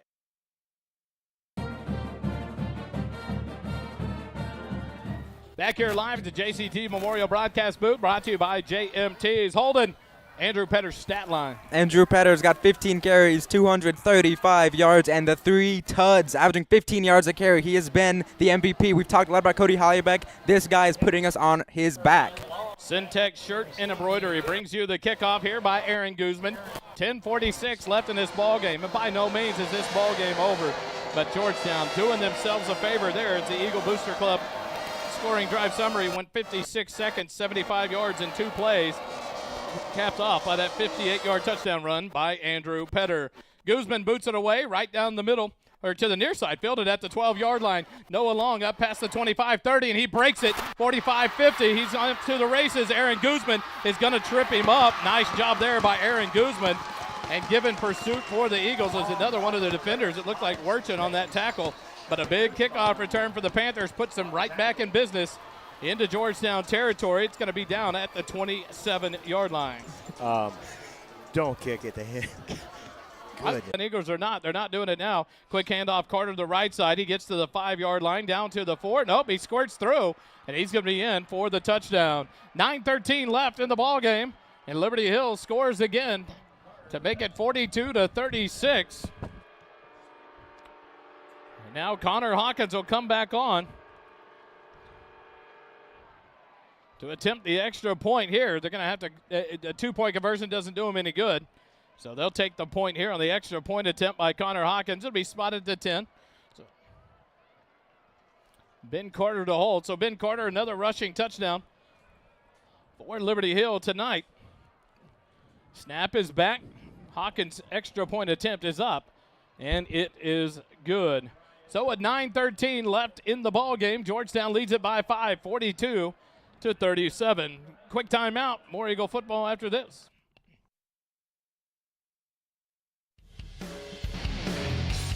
If your car, RV, or heavy equipment needs glass to be replaced, Pro Glass can get the job done in no time. Windshield chip repairs in under 30 minutes, no appointment necessary. Our local family-owned business stands behind its work with a limited lifetime warranty for as long as you own your car. Ask about our senior discounts. Pro Glass of Georgetown, located at 2303 South Austin Avenue in Georgetown. We are the Central Texas choice for RV, heavy equipment, and auto glass since 1998.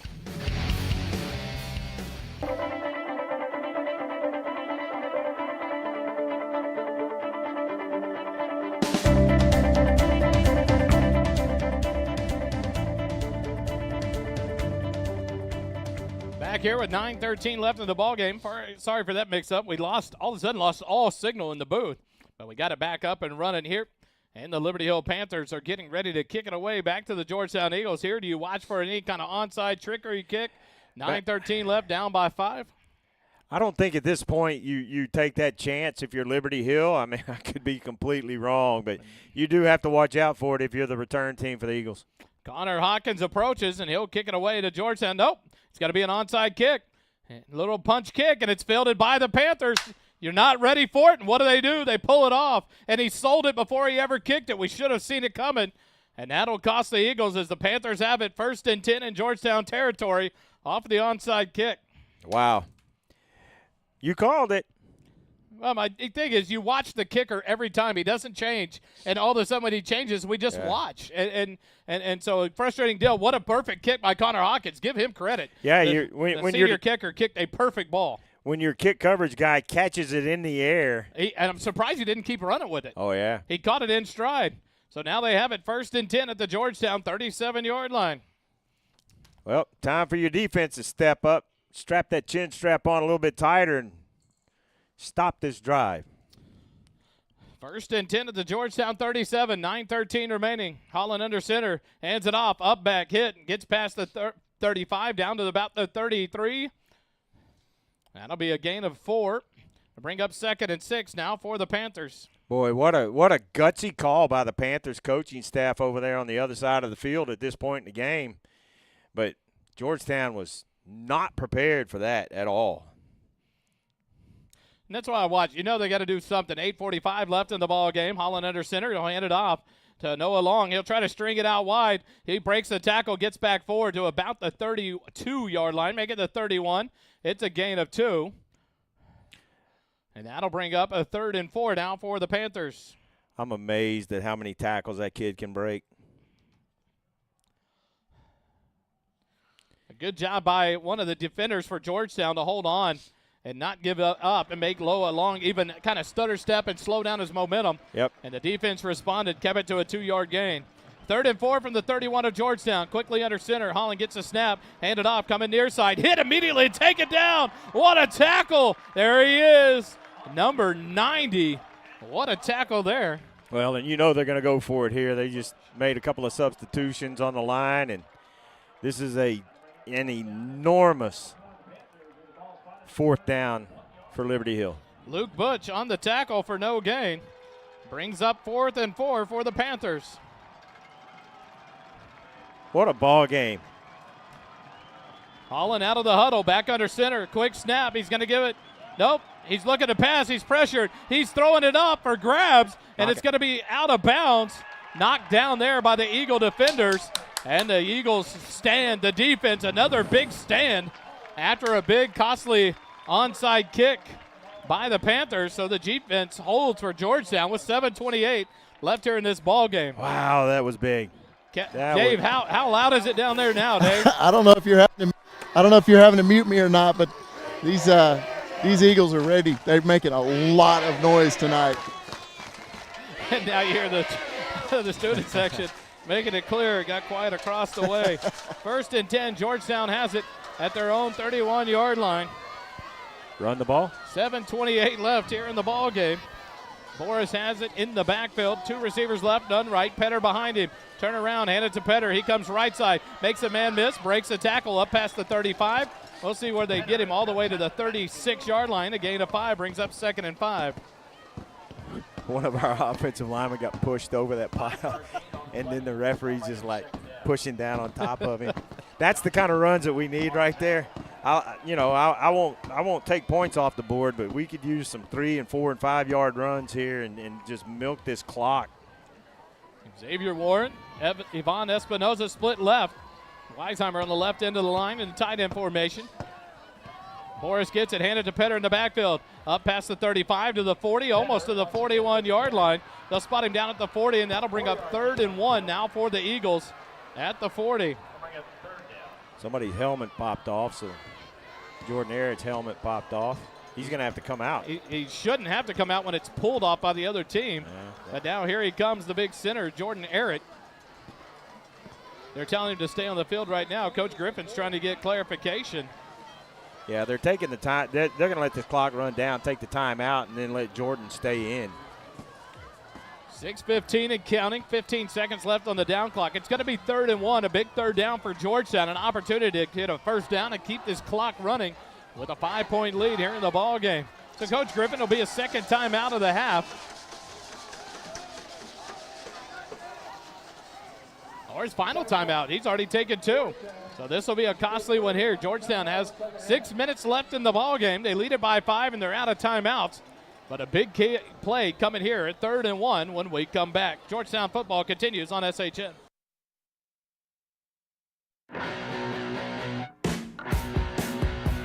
The JCT broadcast booth is sponsored by JMT's in Round Rock. JMT's provides customized apparel and promotional items to small businesses, schools, and nonprofit organizations. Our services include screen printing, embroidery, and promotional items. Our game-changing direct-to-film printing allows JMT's to print full-color graphics on your garments. JMT's has the experience and confidence to take on any order. Visit our website at jmts.com or call us at 512-388-5555.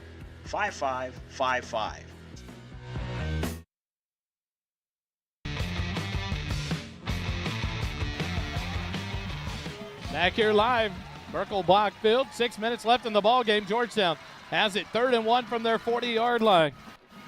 2 receivers right, none left. Petter to the right of Boris in the backfield. Snap back, hand it to Petter. He cuts back 40, 45, 50, 45 into Liberty Hill territory. And he goes down there and gets up and points. 1st down at the 44-yard line of Liberty Hill. Oh, what a great run by Andrew to get that 1st down and a lot more. And now you're going to see Georgetown run that play clock down to 2 seconds before they snap this ball and milk as much of this clock as you possibly can. Everybody looks to the near side to get the play call from the sideline. 5:35, 15 seconds left on the down clock. 2 receivers right, none left. Weisheimer, the tight end, off the near side. Make it Jake Mylock. Morris has Petter behind him. Snap back, hand it to Petter, right side. Cuts back, now back to his main hole. Gets past the 44, up to about the 42. That'll be a gain of 2 yards and bring up 2nd and 8 now for the Eagles. Liberty Hill has to stop this drive right here. They've got to get Georgetown off this field as quickly as they possibly can. Panthers have all 3 of their timeouts. 1 more 1st down. They're going to have to start thinking about burning those timeouts. 5 minutes now left here in the ball game. 20 seconds left on the down clock as Yvonne Espinoza splits wide left. Xavier Warren here on the near side. Jake Mylock, the tight end, goes to the left end of the line. Petter in the backfield with Boris. Middle of the field. Boris will keep Petter directly behind him. Ball will be snapped with 3 seconds. Turn around, head it to Petter. He's hitting the backfield, and he's going to lose some yards, but he drags 3 tacklers forward, and he's only going to lose about half a yard, maybe 1 yard on that carry. And that'll bring up 3rd and 9 now for the Eagles. What a job by Petter. That would have been a 4 or 5 yard loss, and he drugged the carriers with him, the tacklers. Panthers have to get a stop here. I think this part of the field right here, if Georgetown can gain 3 or 4 or 5 more yards on this play, I think they probably go for it at this point. Yeah, because this is getting close to being the ball game. If Georgetown secures it here, we're in much better shape than Liberty Hill. 4:05 left on the clock. It continues to run. 10 seconds on the down clock. 2 receivers right. Weisheimer, the tight end, at the left end of the line. Petter in the backfield behind Boris. Ball will be snapped with 2 seconds left. Turn around, hand it to Petter. Cuts back up the middle, but he's going to be taken down right where he was at the line of scrimmage. And that'll bring up 4th and 9 from the 43 of Liberty Hill. Oh, my goodness. I am. You know how nervous I am. So you got to think here. They're going to go for it.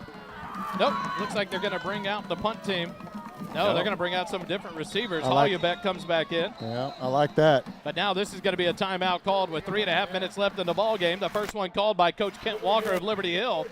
And we'll take it with them. 3:30 left in the ball game. Georgetown 42, Liberty Hill 37. Georgetown Eagle football brought to you by First Responder Broadcasting here on the SHN Network. Holden's first half stats in the third quarter are brought to you by Graham & Sons Land and Cattle Company. Graham & Sons Land and Cattle Company is a cow-calf operation here in Central Texas, growing calves, cotton, corn, and wheat for commercial customers. Austin Graham and his team of crazy cowboys and cowgirls produce some of the best tasting meat that the First Responder Broadcasting team has ever eaten. Thank you, Graham & Sons, for your support of our broadcast of Georgetown football. Eagle fight never dies.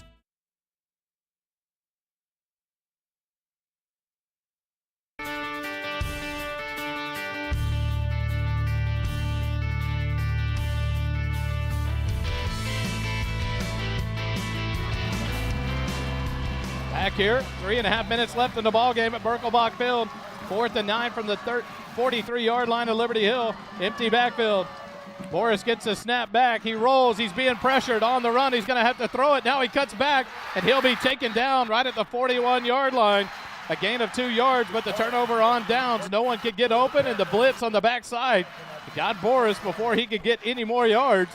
And the ball goes back over to Liberty Hill. 3:23 left in the ball game. And now Liberty Hill gets the stop that they need. Georgetown is out of timeouts. So they had to burn one, I know, right after, I think on the first drive in the second half. And now you don't even have one in your pocket to be able to stop this clock. So this drive is the ball game right here. Holden comes out of the huddle. Under center. Man in motion. Gabrielson gets the handoff, sweeping around to the right side. He's got outside the numbers, 45 to midfield. He's taken down there just before the first down marker. Should be about a yard short. He'll be at the 50-yard line right at midfield. That'll bring up 2nd and 1 for Liberty Hill. Second down. Such a huge drive here for this game, and they get a great gain on that first down run out there on the edges. And that's what we were talking about. You got to contain those edges. Late substitution by Georgetown, and now Liberty Hill will take their time. 2:45 when they snap the ball here. Hand it off to Noah Long to the right side. He cuts back at the 50, hits about the 46-yard line, taken down. They'll spot him forward at the 45-yard line of Georgetown. 1st and 10 for the Liberty Hill Panthers. This would be a really good time for Noah Long to put the ball on the ground. I'd love to see a turnover here. The Georgetown defense could use one big time. The trash can looks lonely on the near sideline. Yeah, and you see Liberty Hill taking a little bit more time than they normally take because they want that clock to run too. 1st and 10, 2:20 left here in the fourth quarter. Holland gets a snap, pitches it out left side. Noah Long has a blocker to the 40, 35, and he'll be drug out of bounds there. Garrett Lloyd on the tackle, up to the 35 of Georgetown and up for another Liberty Hill first down. And Noah did the smart thing right there, stepping out of bounds, keeping a little bit of time on that clock, stopping that clock so they don't have to hurry to get a play in. 2:14 left in the game. Yeah, they're not designed to hurry. 2:14 left here in the ball game. First and 10 for the Panthers at the 35 of Georgetown. Holland breaks the huddle under center. Gets the snap with the man in motion. He'll hand it to the up back, Ben Carter, and he breaks out about the 20-yard line, cuts back 15, 10-yard line, take it down there. It'll be first and goal for Liberty Hill at the Georgetown 10. Boy, I'm almost of a mindset to let them score here. Keep as much time on the clock as you can. You got a 5-point lead. Touchdown and the extra point sends it to a 2-point lead. All you need is a field goal. I don't think it would have hurt my feelings if they'd have let him go right there when he cut back. Yeah. Let him punch it in with just over 2 minutes left. They're going to take their time now. Here comes the substitution in for the Panthers. 1:45 on the clock. Holland will break the huddle. They've taken their time here. They'll break the huddle with 10 seconds on the down clock. Under center, Noah Long in motion. Holland takes it, hands it to the up man. He'll be tackled about the 8-yard line. A gain of 2 brings up second and goal from the 8. My goodness. 1:25 and counting here on the clock. Second and goal from the Georgetown 8. Liberty Hill has 3 downs to score the touchdown to win this one. Georgetown out of timeouts. They have not had a lead tonight, correct? They've had 1 lead. Handed off. Noah Long squirts to the outside. He's going to be pushed out of bounds about the 4-yard line. Make it the 3-yard line. That'll bring up third and goal at the 3. So Liberty Hill with 2 more downs. The clock does stop. When Noah Long went out of bounds, was knocked out of bounds there. Now they're going to spot it at the 2-yard line. So third and goal from the Georgetown 2. 1 minute exactly on the clock for the Panthers.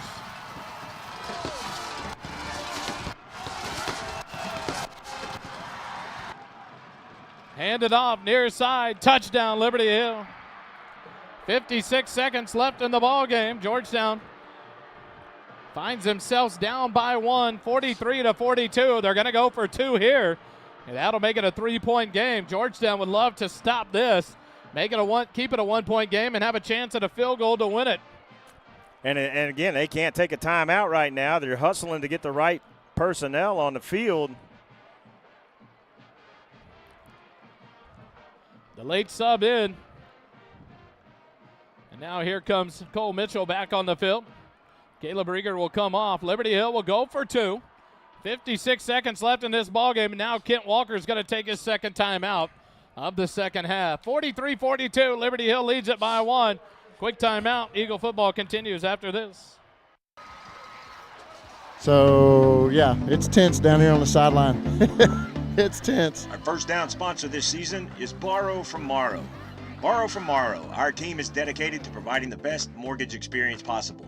We do that by offering easy-to-use mortgage tools, including our handy mobile app, competitive rates, and assistance from an experienced loan officer.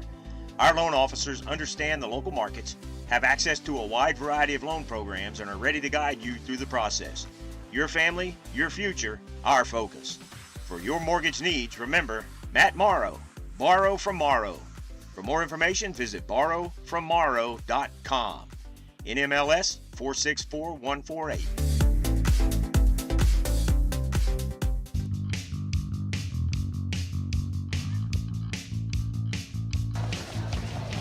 Back here live at the JCT Memorial Broadcast booth, brought to you by JMT.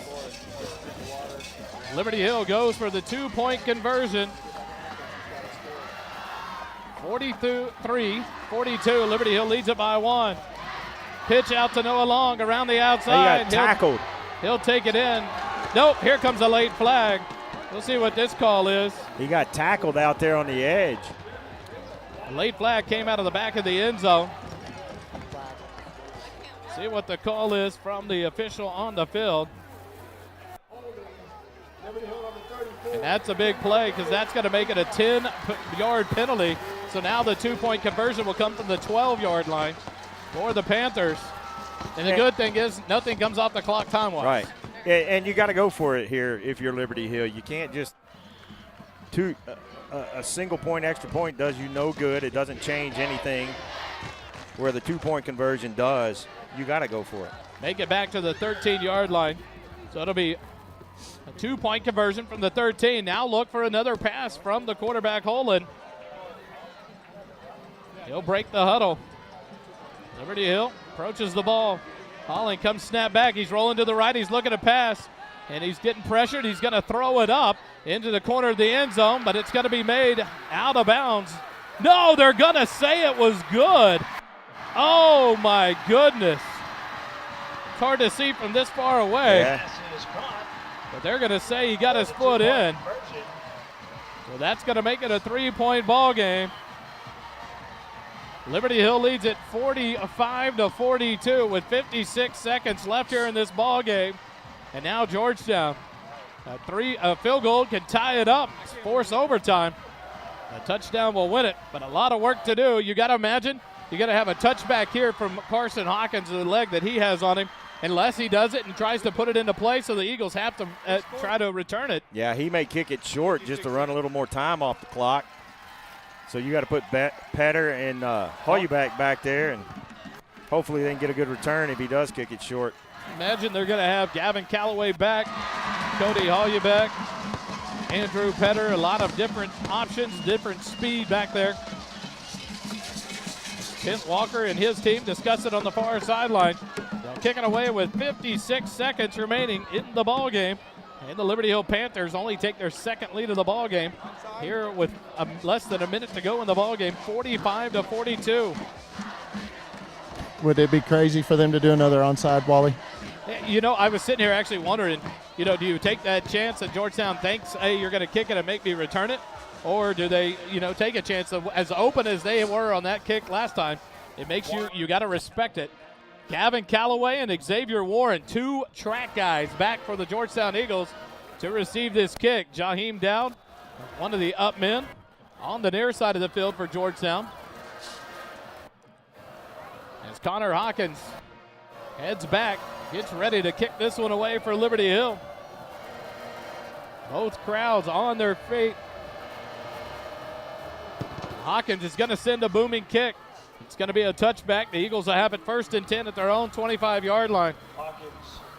I know it's a homer broadcast, but the fans in this stadium have been treated to just a dandy of a football game tonight here on Friday Night Lights.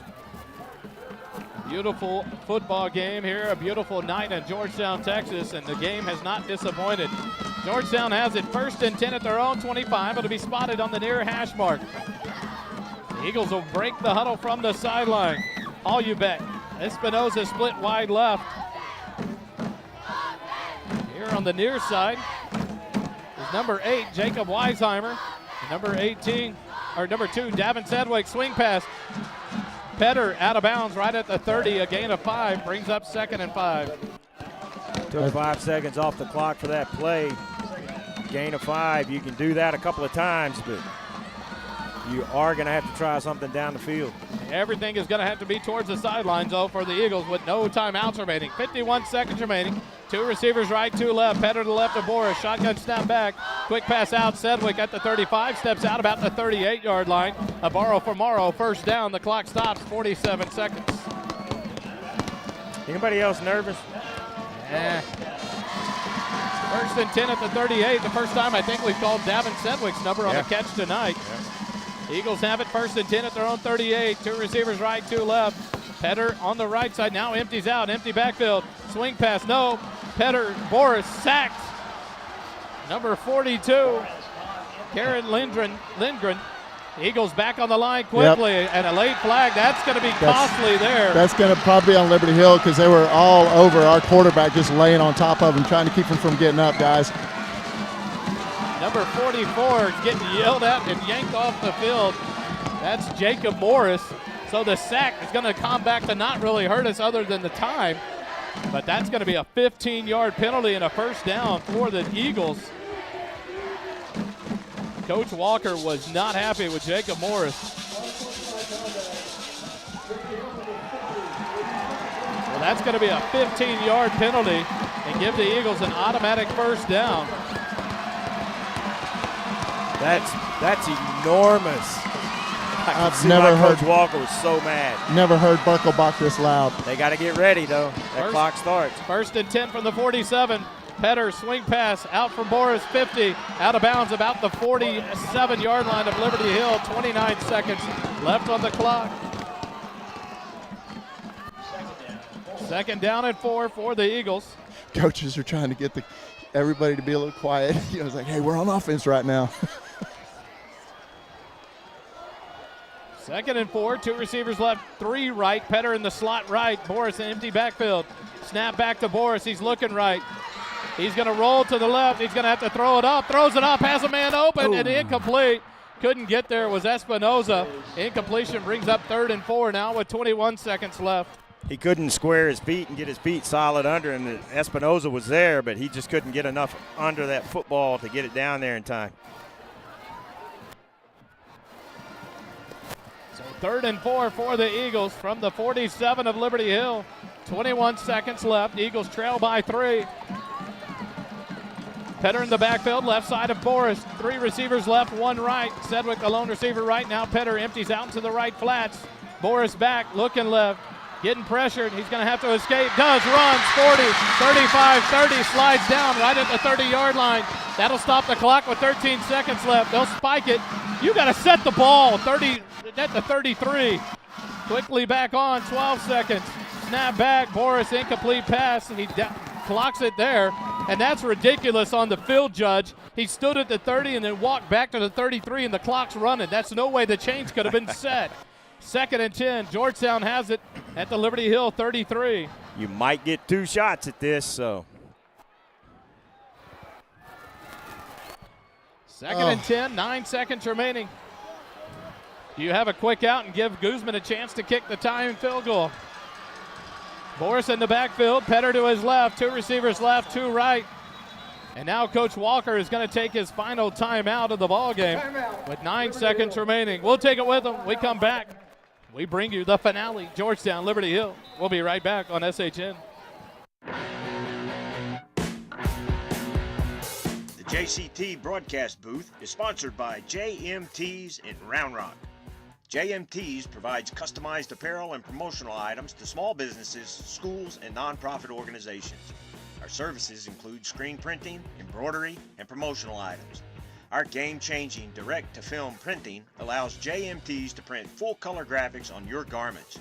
JMT's has the experience and confidence to take on any order. Visit our website at jmts.com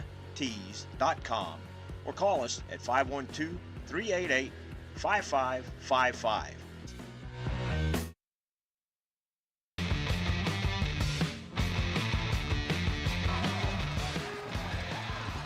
Georgetown has it. 2nd and 10 from the 33-yard line of Liberty Hill, trailing by 3. 9 seconds remaining in the ball game. 2 receivers left, 2 right. Middle of the field, Boris has Petter to his left in the shotgun formation. And now whistle's blowing. No one has any more timeout. They're going to have to start the down clock back over. Yeah, they reset it. Coming out of that timeout. It's for Highway 29 bragging rights, gentlemen. And now Petter and Boris set in the backfield. Boris will get the snap back. 9 seconds. He's going to throw it out to the right, into the flat. Caught. Devin Sedgwick, 15, out of bounds. 3 seconds remaining. Making 2 on the clock. It continued to go after he caught it and got out of bounds, but a big catch by Devin Sedgwick. And here comes the G-Town Lumber and Supply field goal attempt by Aaron Guzman to tie this up at the buzzer. Smoothie King red zone. Inside the Smoothie King red zone. Ball sits at the 15. It'll be spotted back at the 22 on the near side hash mark. Noah Boris will hold. He'll spot it at the 22, a 32-yard field attempt by Guzman. The kick is away. Blocked. Boris catches it. He's behind the line. And now it's going to be over as that one was blocked. And the ball game ends on a blocked field goal by the Liberty Hill Panthers, 45-42. Heartbreak, gentlemen. That's tough. That's a brutal loss. Listen to this crowd as Liberty Hill fans cheer. And what a great football game between these two teams. A tough loss. Either way it would have happened. But the field goal to try to tie it up with 2 seconds remaining is blocked by Liberty Hill. And they win it 45-42 over your Georgetown Eagles. Quick timeout. We come back. We'll wrap it up. You're listening to Georgetown Eagle football on SHN Sports. If your car, RV, or heavy equipment needs glass to be replaced, Pro Glass can get the job done in no time. Windshield chip repairs in under 30 minutes, no appointment necessary. Our local family-owned business stands behind its work with a limited lifetime warranty for as long as you own your car. Ask about our senior discounts. Pro Glass of Georgetown, located at 2303 South Austin Avenue in Georgetown. We are the Central Texas choice for RV, heavy equipment, and auto glass since 1998.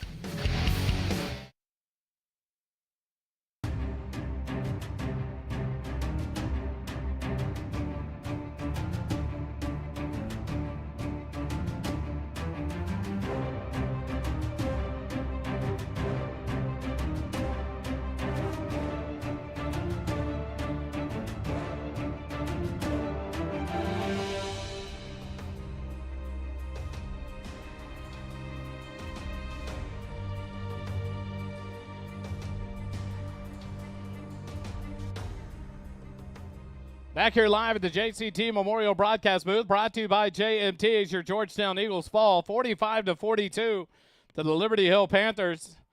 The tying field goal blocked by the Panthers in the ball game for the Eagles. The Eagles dropped to 1-2 on the year going into their bye week. The Panthers improved to 2-1 on the year. Georgetown will take a week off here to heal up. They'll get back. Right now scheduled to get back Landry Leggett, your senior linebacker, in 2 weeks. But things don't get much easier, gents. We go on the road to open up district play.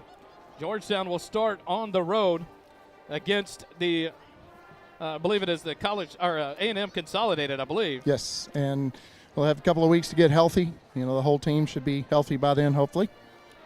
And so the Georgetown Eagles falling a tough one here, but I tell you what, if nothing else, this is a game that makes you better. 2 costly turnovers gave up the points. The onside kick, give credit to Connor Hawkins, Coach Walker. Connor Hawkins, the kicker for the Panthers, one of the best I've seen all year. He did a phenomenal job, and what an onside kick as he pushed that one right down the line, and his player, number 4, Camarena, ran right under it, caught it on the fly, and you just can't. How do you defend that? You can't let that happen. But it resulted. The defense stopped that one. But 2 costly fumbles. One returned for the touchdown by the defense. The other one, they get the fumble and then come back and score a touchdown. That's 14 big points. You lose by 3. Yeah, I'm not a fan of moral victories, but this team did make some really positive changes from that loss last week to Vista Ridge. But you can't help but walk away from this game feeling like we missed so many opportunities to put this game away. Midway through the third quarter, near the end of the third quarter, we just didn't take advantage of the opportunities that were there, and Liberty Hill did. Holden, what's some of the final numbers we have for the game? We've got Noah Boris at 16 completions, 19 attempts, 324 yards, and 3 touchdowns, so the same amount of touchdowns as incompletions. And Drew Patter on the ground, 21 carries, 261 yards, 3 scores. And then Cody Hollybeck, 7 catches, 243, and 3 tuds as well. That one thing I think it kind of surprised me. After that third touchdown for Hollybeck in the third quarter, we didn't see much from him again. And so, one, you make sure you hope he's healthy. 2, you kind of would have liked to. But at that point, you change the game plan. You're going to a running game more.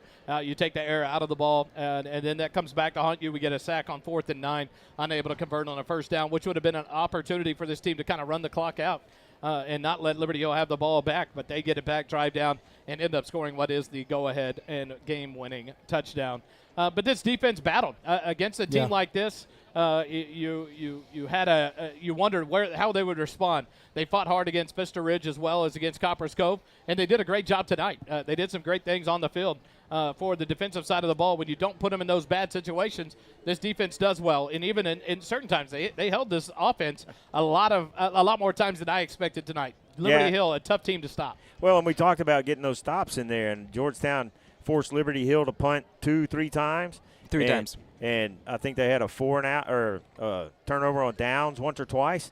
We got the stops, and the offense put the ball on the ground, turned the ball over a couple of times, and that was the difference in this ball game tonight. And like I say, there were a lot of positive things from that game last week, but those kids are heartbroken in that locker room right now. Holden, running stats for Liberty Hill. Liberty Hill had 66 carries for 445. That's 7.6 yards a carry, which honestly, when you consider Liberty Hill is a win, that is a good sign because these guys are so used to averaging 12, 15 yards a carry during a game. They also had 5 touchdowns. And you wonder where they go from here. Pitchford was out this week. Jackson Hine goes out early in the ballgame. You don't see him again. Noah Long, you saw limping earlier in the game. And so Liberty Hill has some question marks there. Their defense did what they had to do tonight. They did enough, right? They've been gashed in 2 big ball games so far, but they stood up when they had to stand up tonight, and that none bigger than the blocked field goal at the last play of the ball game to secure the win. So the Georgetown Eagles go into the bye week. 1-2, 2 losses in a row. Some time to work on things before we go on the road. We'll be in College Station in 2 weeks on the 22nd of September. Folks, we appreciate you tuning in tonight and watching, and we would ask that if you have the opportunity to visit some of our sponsors, that you do that. They have helped us out a tremendous amount in like this Pro Glass post-game wrap-up and all the sponsors that are out there. At the end, you'll see the credits and see all the sponsors once again. But please, please, please let those people know you appreciate what they've done to help us bring these broadcasts to you.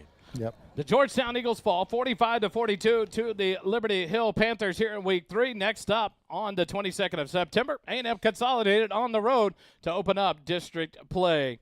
For Dave England there on the sideline, for Holden, Tuma, Jeri, and Harmon, for Kelly DeVoll, I'm Wally Harmon. Thanks for listening. We appreciate it. We love what we do. This is fun stuff, and we'll see you again in a week and a half. We will be back with the Coaches Show, not this next Wednesday. Skip a week. We'll be back at Mesquite Creek Outfitters. Come and join us. That is fun at Mesquite Creek Outfitters on Wednesday night, 6 p.m. The trivia, the visit. We'll have a couple of the Eagle players. Coach Griffin joins us, and it's just a great atmosphere. Come and join us live there. If not, we'll be live on the SHN Network. First Responder Broadcasting gladly brings you Georgetown Eagle Sports. Tuesday night, we'll be live on the air from Georgetown High School as the volleyball team continues their season in district play. Tonight, they get a 3-set sweep over the Conley Cougars to open up district play, go 1-0 in district, and we'll face off and show you them live on Tuesday night from Georgetown High School in their second bout of district. Dave?